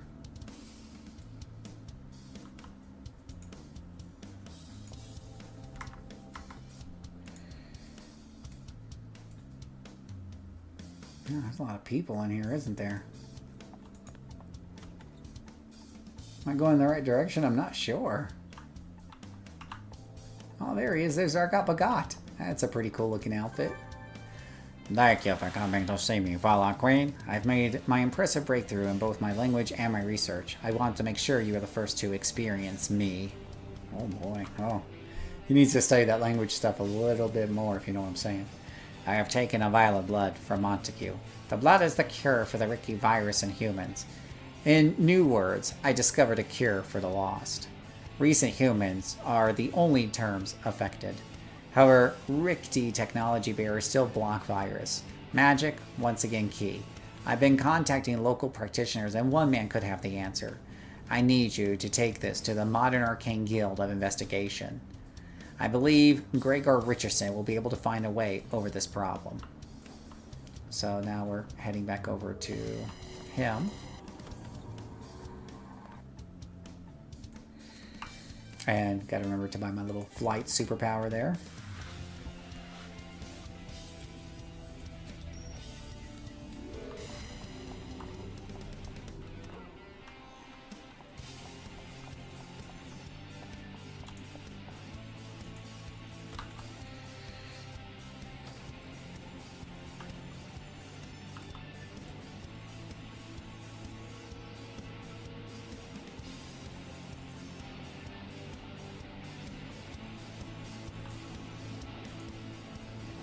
No, I don't need you.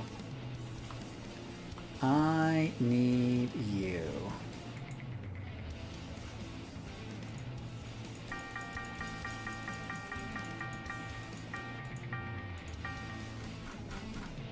I guess all those, so maybe I can afford one flight.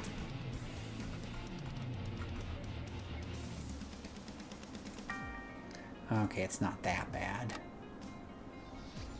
No, no, not in Swift, in Flight. There we go.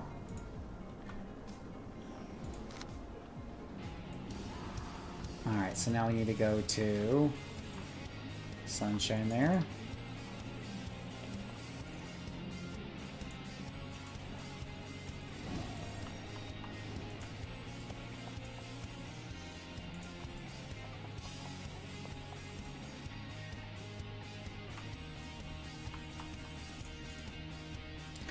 Hey mate, we've been going through some of the old rituals to find a solution to our Ricky friend's problem, and I think we have the answer.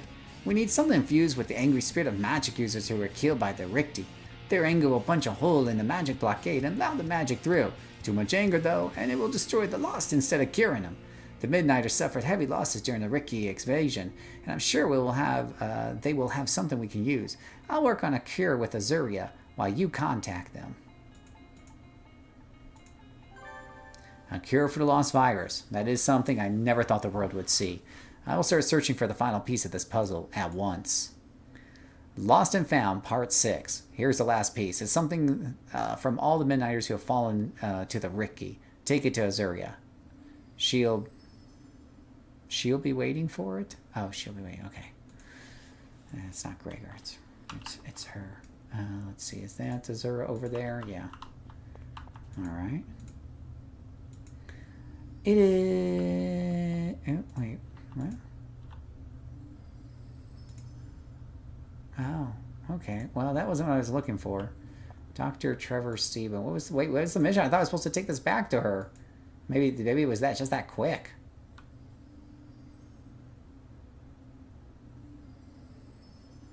Wait a minute.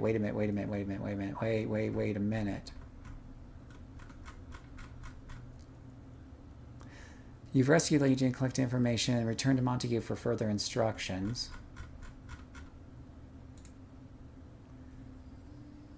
Ask about available missions.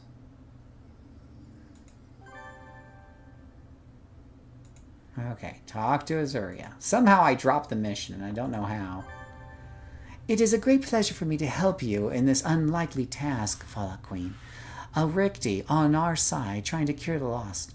Not long ago, that would have seemed impossible. Many here would not have believed it and would have been too blinded by the desire for revenge to work together. Your actions reveal a great deal to me about your character, and I sense your name will feature greatly in the Book of Fate. Take this wand. It is a combination of Rikti technology, magic, and the blood of a hero. It takes elements from another continent, another world, and another plane of existence. And above all else, the spirits within will be guided by the wielder's compassion and help the lost to find themselves again. You've got it. You really got it. By the dark gods, you have a cure for the lost. Lost and Found, finale. A cure for lost. I never would have believed it possible. It has taken all of us to do this, but you specifically brought it all together.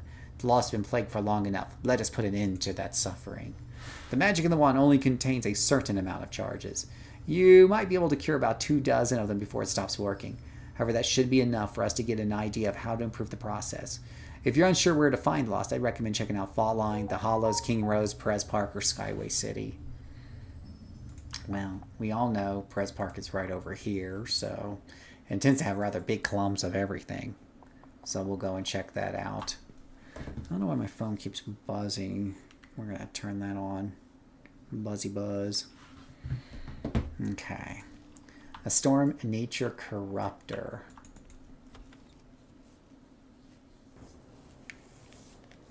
Yeah, I will say, I can see why people keep saying radiation so often. It is incredibly powerful.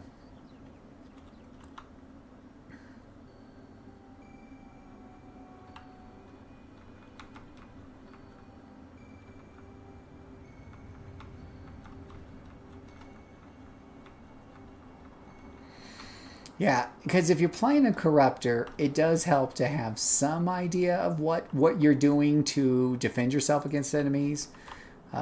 In the case of like Storm Summoning that I use on my Water Blasting Corruptor, it is essentially blowing them back and slowing them down like nobody's business, right? And that works out really, really well.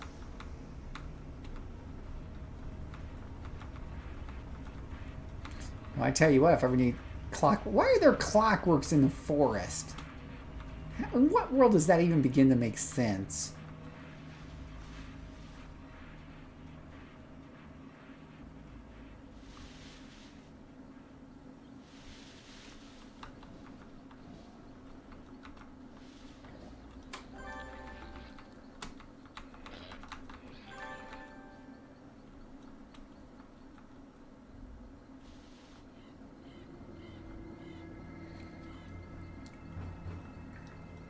Tip found. Yippee-ki-yay.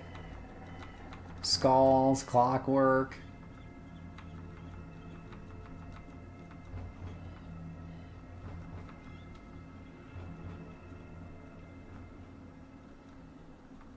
Come on, Lost. You gotta be around here somewhere.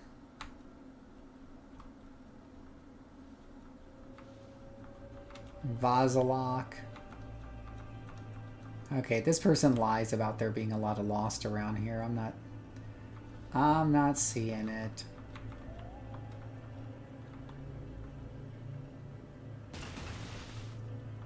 Oh, here we go. Found. Whoa, and they're high level too. Oh, damn. Damn. That's a lot of lost. I mean, I kind of didn't think they'd be... Oh, thought they'd be lower level. Alright, well, let's bake our cake with what we got here and see what happens. It probably won't be good, but why would I let that stop me? Now, I'm supposed to have a temporary power. The lost cure. What is this exactly? 50 uses left. Argot Pagot. Lost charges. Single enemies. We got a 5-second recharge, so this is going to be rough. If I was a controller, this would be much easier because I could lock him down and hit him with the cure wand. Oh well, we're gonna try to make the best of this and hopefully not get my butt kicked in the process. I'm gonna have to thin out their numbers just a titch.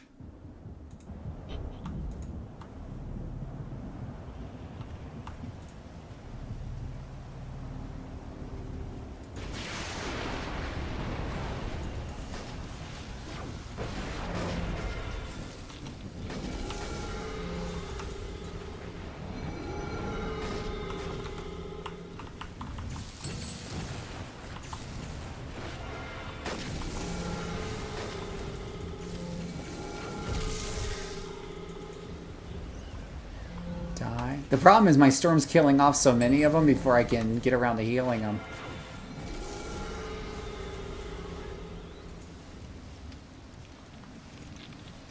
Okay, good news I took them all down without too much of an issue. Bad news is... Okay, there's my tracker. They'll say, where's my tracker? So I did 3 out of 20. I'll have to try to be more liberal with the wand here, rotating it in.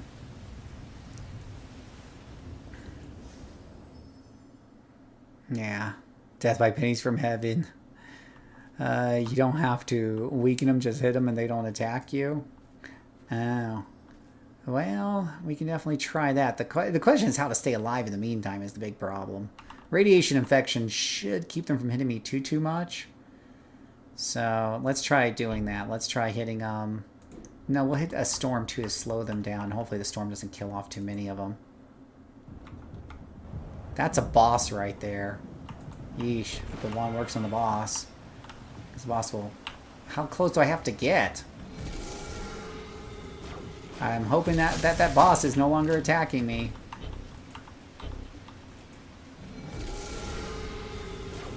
Alright. Yeah, you're right. He's turning into a normal citizen there. Yeah, with radiation to keep them from hitting me too often, I'm not getting killed by any alpha strikes, really.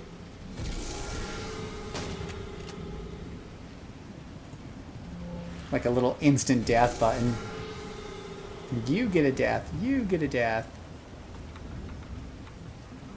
So we got 8 out of 10. I'll put this on the side here so it doesn't bug me.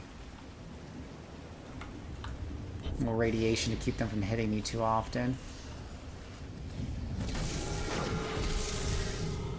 Oh, come on.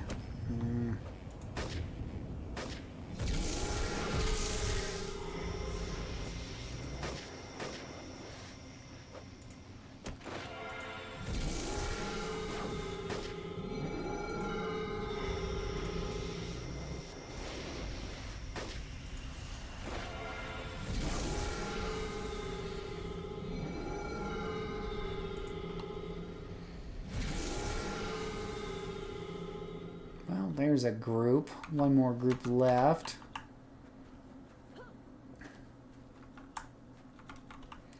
Vazalok there. Vazalok there.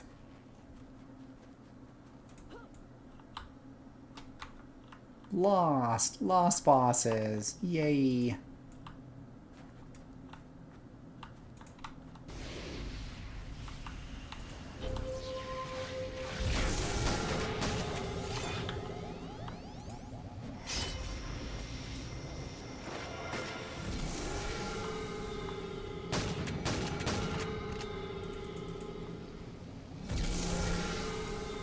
You're my next victim. Oh, I'm gonna end up one short, aren't I?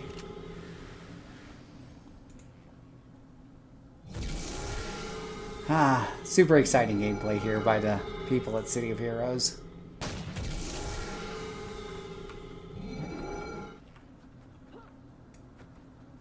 That's a vase of lock. I don't suppose those lost can respawn a little bit faster. I should have killed somebody in the first group. I'm regretting my life decisions.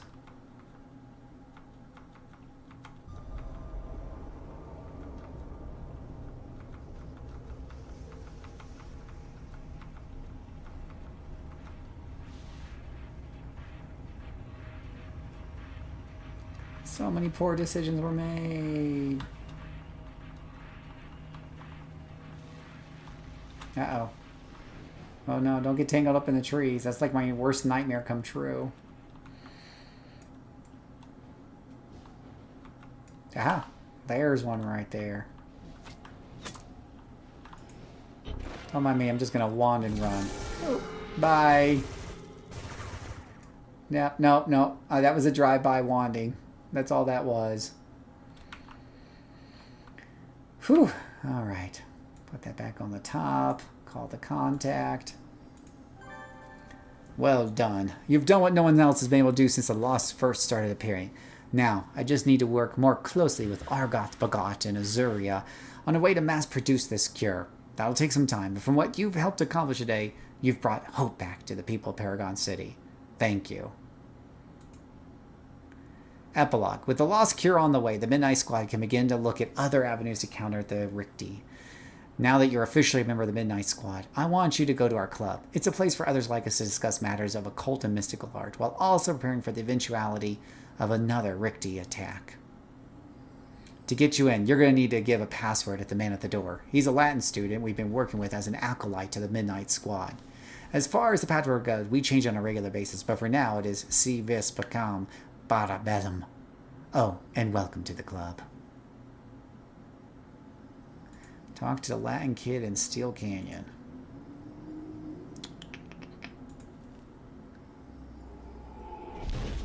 What? Steel Canyon's locked? Son of a gun. I never hit the merit. I never hit the thing in Spiel. I find that hard to believe. Alright, fine. We're like right there anyways. Hey, Pop, and thank you for the hot tips, Pop. Through that mission, and yeah, this was community designed. The community designed it, and I don't think I realized until like after it was all done. I'm like, wait a minute, this is just a slightly different take on like a Fallout character from a Fallout shelter. Though we think that the red belt buckle really sets it off, so there's that. Yeah. So there is that. Let me grab this Merity doohickey from this building over here before I go to the mission. The mission, right. You gotta do the mission.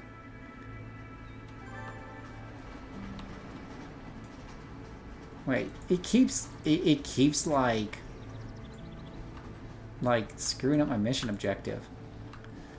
You know, I've been trying to work on my Latin. I'm really truly horrible with it. Perhaps you could help me. How's your Latin? Excello. Which phrase calls out to you?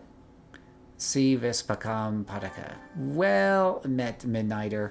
It is true of that who seeks to earn peace. Please enter the Midnight Club through the door behind us. We have much to discuss. Alright. Let me get in there. Yeah. It's always nice to see. Yeah, All Universe Storm. Yeah, no, the community picked everything about this character from the class or the archetype. I did give them a list of 5 to pick from because I'm not soloing a Warshade, for example. So I gave a list of what I'd be willing to play for this character because it's going to be a character I play a lot.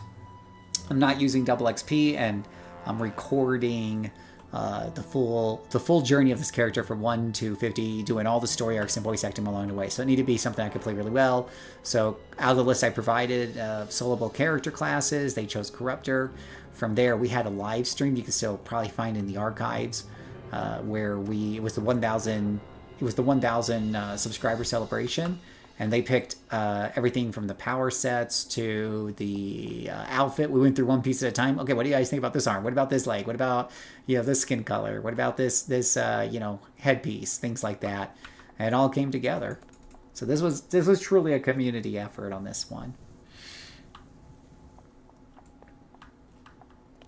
Enter the Midnighters Club. Oh, I'm supposed to probably talk to somebody back over to here. Wearing the X-Men yellow and blue, right? Or is it the Fallout? Is it like Fallout Shelter? Like a Fallout Shelter outfit, but like a superhero version of it. Finally got 13 reward merits. Hello, Fallout Queen. I'm glad you made it here. The club has a number of interesting aspects to it.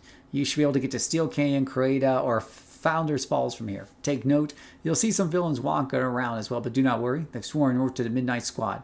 For now, our agenda is shared. Again, welcome to the club. I hope you meet some interesting people. Now with that, it is officially ended. I got 13 reward merits on that.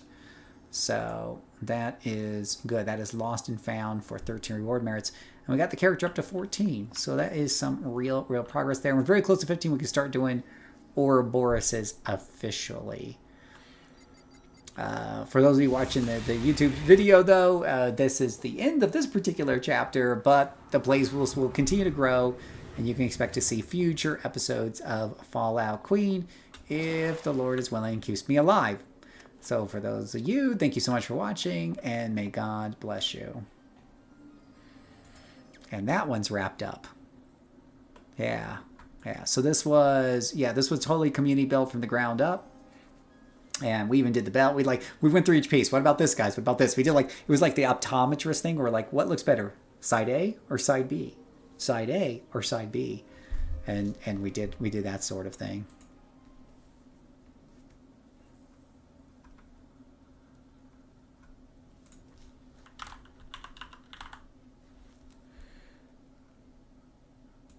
Side A or side B? But yeah, and it's been a really good power set. Radiation has been incredibly useful in keeping the character alive, in some of the more hairy situations. But Storm Summoning recently got some changes that can only be described as super buffs. And Storm Summoning is so powerful now. So powerful.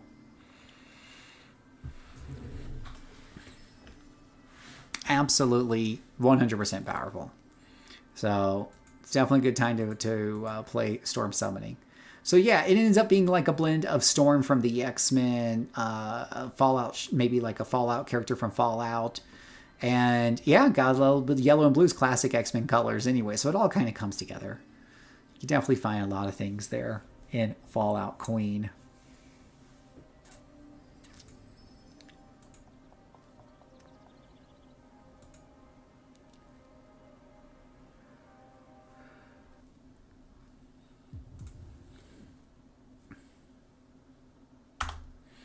Let's see, so that is Fallout Queen, Montague, and that was 13 to 14A and B. Okie doke. Fallout Queen is boss, right? Oh yeah.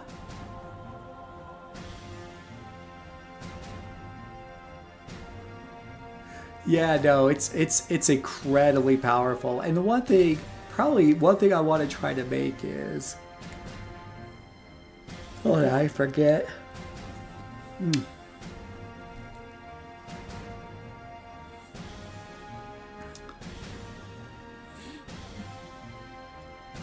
Yeah, we actually have, look at my Sentinel page, and we got a lot of different races here, right? Leah Freya is probably Hispanic given her name, but look Caucasian, but got a Spanish name. Umbral Knight is definitely a man of color. Lodlight is Asian, and then my personal favorite, Voltaic Fagel, she represents androids. That was Dammy Queen to Fallout Queen. Yeah, there you go. Totally.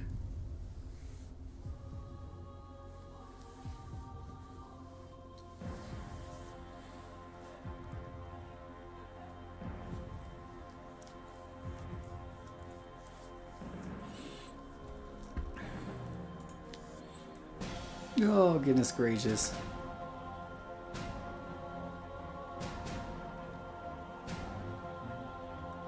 Oh yeah, even if it wasn't powerful, it would be cool. But the fact they buffed the heck out of it, it ended up being an accident that this has probably become one of the metas for Corruptor lately. Because I don't think Storm Summoning was anything to write home about in the past, which is probably why they buffed it. But now, along with, putting it together with Radiation, so Radiation is your defense and extra damage. Storm Summoning's doing really good damage nowadays. It's definitely a good pairing. Absolutely. Now this one is Sonic Attack Dark Miasma Corruptor. And she represents Goths everywhere. And this one, let's take a look at our enhancements here. Looking pretty good. But this one has also been pretty fun to play. I've been having some pretty good luck with this one, doing pretty well too with Sonic Screams, and I love the theme of it coming together as well, but it's also been pretty effective. You have Darkest Night lowering the foe's damage and to hit. Tar Patch, definitely slows them down anymore, and then Fearsome Stare lowering their to hit. So it's probably why I like Fallout Queen. It's that lowering that enemy to hit is very, very significant. We got 18.3. It's not as good as Radiation, but it's also it's doing double duty here. Look at this. So Radiation gives me, let me just take out my buffs really quick. Darkest Night. Yeah, we got 1 to hit debuff in there. So I think on Fallout Queen, I think she's sitting at what, 25 or 30% reduction into hit. I think it's 30, right? With Darkest Night here, we're at 18%, so they still have a 10% more chance to hit me, but they're getting a 30% reduction on all damage. Now, here's the thing.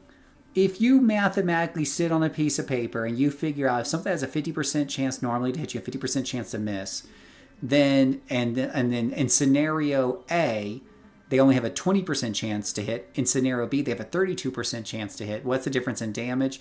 The damage difference is 33%. This 30% damage strength to all attack, all damage, will do that. Pretty much that kind of it balances out. This is just as good as the Radiation. The thing is, when you enhance it, you only enhance the hit, right? You don't enhance the strength debuff. But this does shine better against bosses and the such, where accuracy debuffs don't really, always work as well because of their higher to hit anyways. So, yeah. Electric Super Reflex is nice. Right, now you're getting a pop. Basically, you're getting Super Reflex's level on this character. And if you guys remember my staff fighter, Stalker, she had Super Reflexes, and she gets an extra 10% melee defense when she's doing staff spin to bring up to 30%, defense, which means only 1 out of every 5 melee attacks from a same level enemy hit. That's how powerful it is. That is basically where Radiation is at. It takes you to that level of mischance on same level enemies. It's really, really powerful. Really, really powerful. This one is basically the same as just Super Reflexes, but also lowers their strength to, their damage by 30%. So, really, really, really effective. These debuffs on Corruptors could really, really make a big difference. Absolutely. Absolutely. Now, you do have some secondaries like this on some of the powers and stuff. What's kind of interesting is, let's see, Sonic powers basically reduces enemies' resistances. So that's going to increase the damage we essentially do. So negative 11% resistance to all damage is basically the same thing as, almost the same thing as increasing your own damage by 11%. So, yeah. It is there's some really fun Corruptor combinations out there. The problem with Corruptor is that you need to build a good combination, right? With a Sentinel, you can put any 2 things together and you're going to be really, really good. You may not be untouchable good if you don't pick the right thing, but you're still going to be really damn good. Which with the Corruptor, you're either going to be really damn good or you're probably going to be pretty darn bad. You know, and with a defender, it's either you're going to be kind of good or you're going to be really horribly bad. It just depends on the power set you pick and how well they kind of gel together and stuff. With Corruptor, Controller, and Defender, you need to pick power sets that are going to work well. A Tanker for soloing, you're going to need to pick power sets that work really well for soloing well and or working together. This is Nyx's Echo. So Nyx is a Banshee name. Let's see here. Let's see here. Nyx is goddess of the night, you know, kind of a thing. So Nyx is oftentimes used as a name for, you know, things of darkness or women of darkness or whatever have you. So she's not the goddess of darkness, but she's an echo of the goddess of darkness. She's a banshee. And so I named her Nyx's Echo. And her powers reflect a banshee, darkness and sonic attack powers. Oh, and we have artwork for her because of course we do, right? Why wouldn't we have artwork for her? Here's Nyx right here. There we go. Let's see if we can go get into some trouble with Nyxie.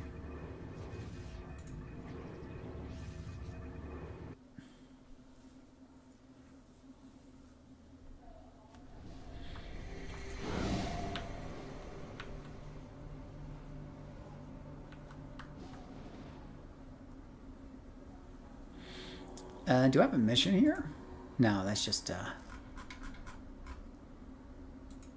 it's just a silly person. Where's her alignment bar at? Very brand new. Okay.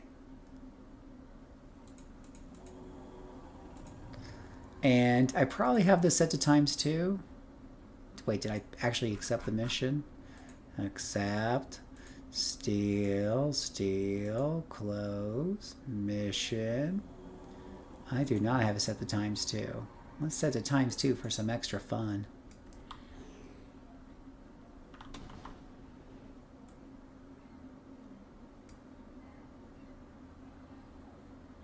I'm always a big sucker for long hair, trench coats, king capes, things that flap in the wind while you're flying.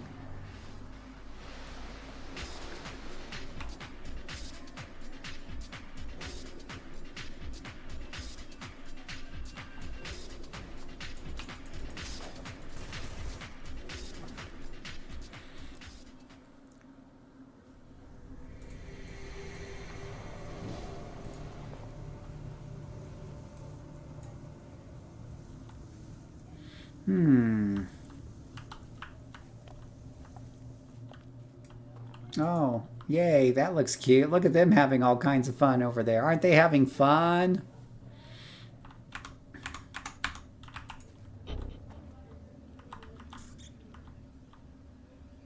There we go. I was about to say, did that hit or what? So debuff them, fear them, then scream at them to death. Because that's what you do when you're a banshee. Now, unfortunately, you don't have like the storm powers where you basically, you know, wear them off to death and kill them all while you're killing the other one. But you do have plenty of cone attacks because, of course, you do. You're screaming banshee.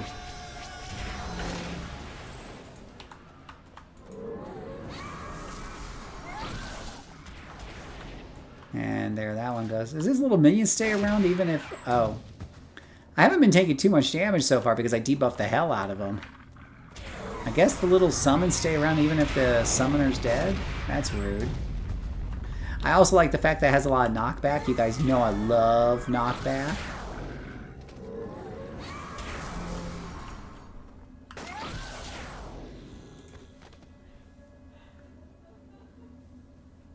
Yeah, this looks like a place that would suit her.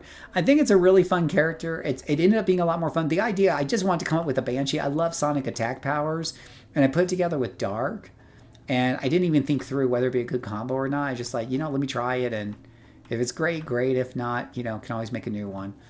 And no, this has actually been a pretty fun combination that's worked really, really well. What is this, like the world's shortest dungeon in the world?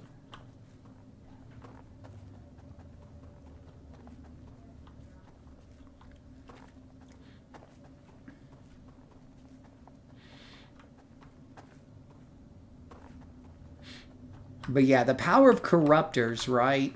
They don't have the sentinel defenses, but by picking certain power sets, you can basically have sentinel-like defenses by debuffing the hell out of your enemies by a similar amount. Sonic Blaster. Oh, that sounds like fun. That sounds like my kind of character. Absolutely. Absolutely.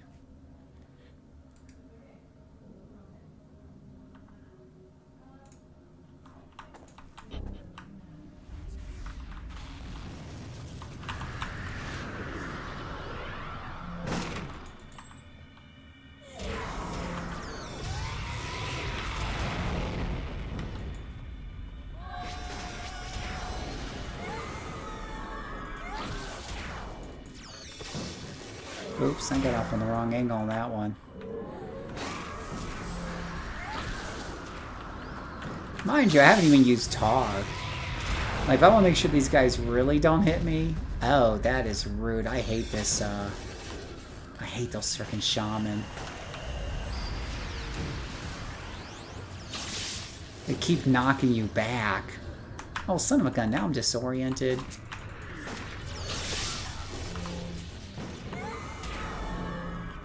Okay, I'm getting put on my hind foot here. Let's reset a little bit, shall we?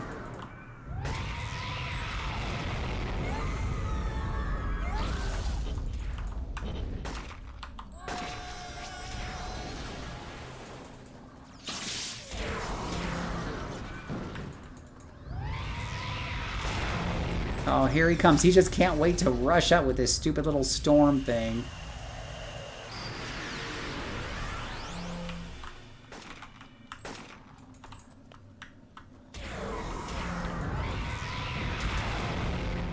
Yeah, I wonder if these guys are resistant. I need to check my damage here, but they are not dying very quick. It's taking a lot of hits to take these guys down.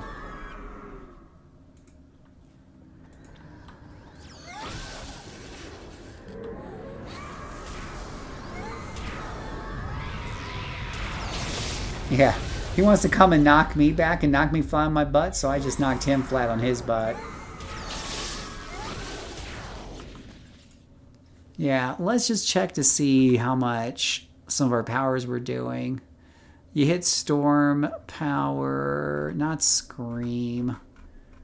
Let's see, Shriek is recharged. Scream, Scream, Scream. Scream, Scream, Scream, Scream, Scream, Scream, Scream, Scream, Scream, Scream, Scream, Scream. Don't I have anywhere else where I hit him with another power other than Scream? Howl. Your Desiccated Chamber Howl hit for 13 points of smashing and 14 points of energy. So, oh, that's Desiccated Chamber. There's Howl. Oh, you hit Desiccated Chamber with Howl. There's Howl. I need Howl. Howl. So we take a look at Howl. We've got 27, 13, and 13. Let's see. Desiccated Chamber, 27 energy, 13 smashing. They might be resisting that smashing by 50%. That might be it.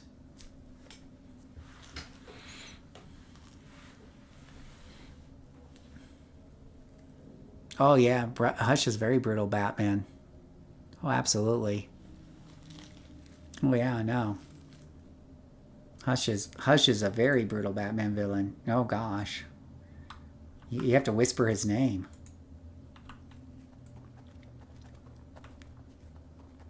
Still there, despite how long that fight lasted, I don't think I really need to use a heal or anything.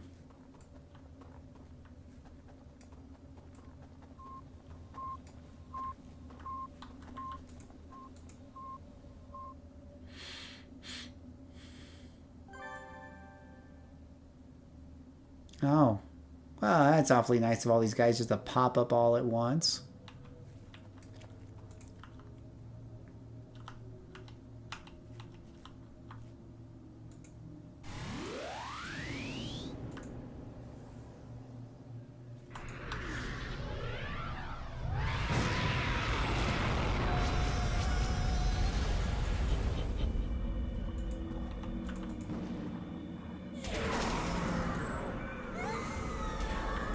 Wow, I hit him with like 3 AoEs and some of these minions are still at 90% health. What the literal hell is going on?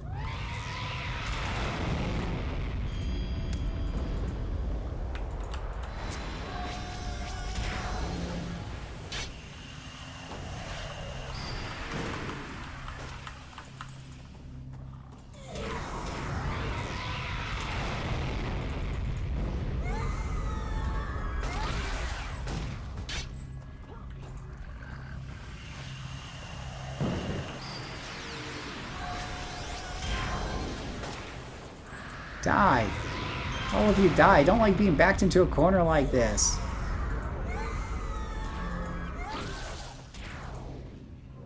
Eat Scourge and die. Hush.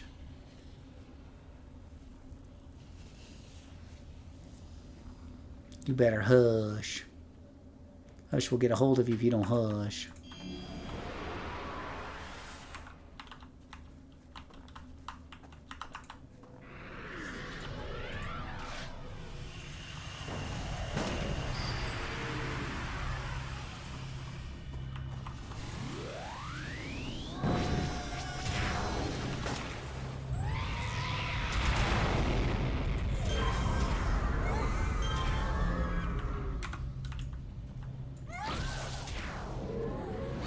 Okay, that went a little smoother.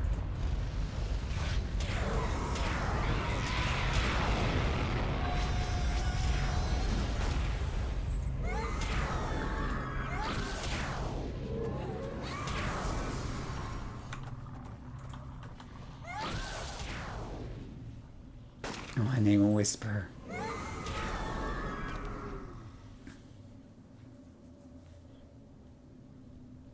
So you can see for the most part, really good combination. Set this as ×2. Really no problem getting through these guys. And with all this AoE, there's an argument to do ×3, really. You probably could.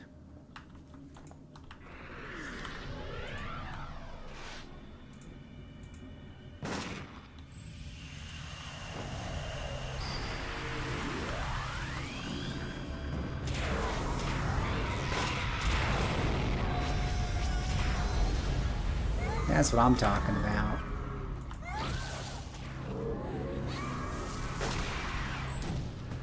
You guys and your stupid guns. How can you have guns? You're zombies. Zombies can't use guns.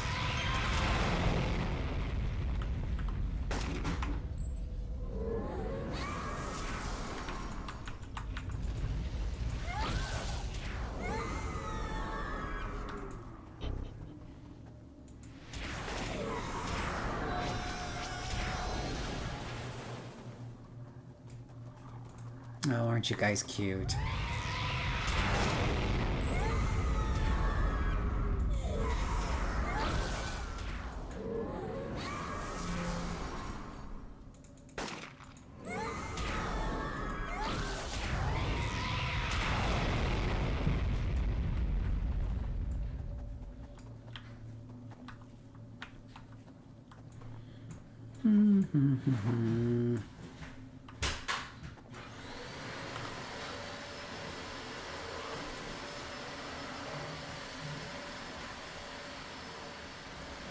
Oh, Layer Guardian.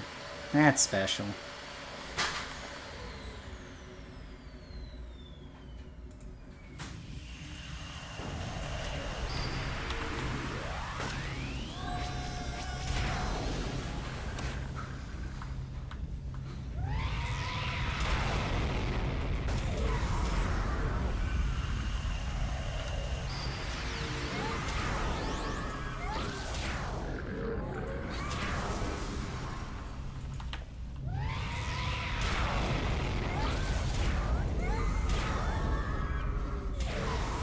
Don't forget, Twilight Grass has negative regen. Really good for bosses.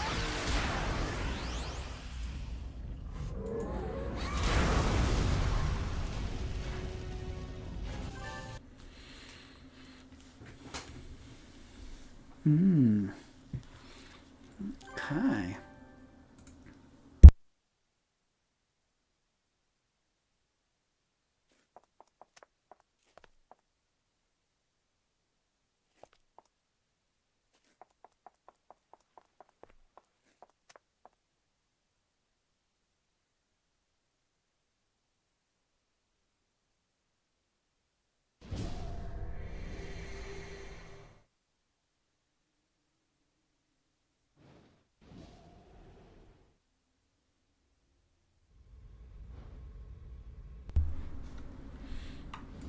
Okay, guys. Well, I gotta get headed out. I got some things to do.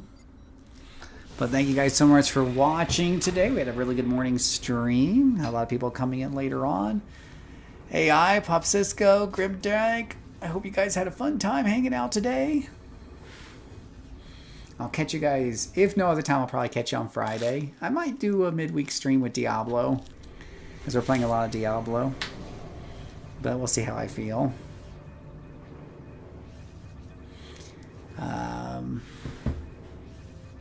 But we do got to head out. Braddock, thank you so much for stopping by. Michael, of course, been quiet, as always. CrossFit, appreciated. Hope you had a good time. You got to see, we got to play some different heroes and try out some different things. So, we did.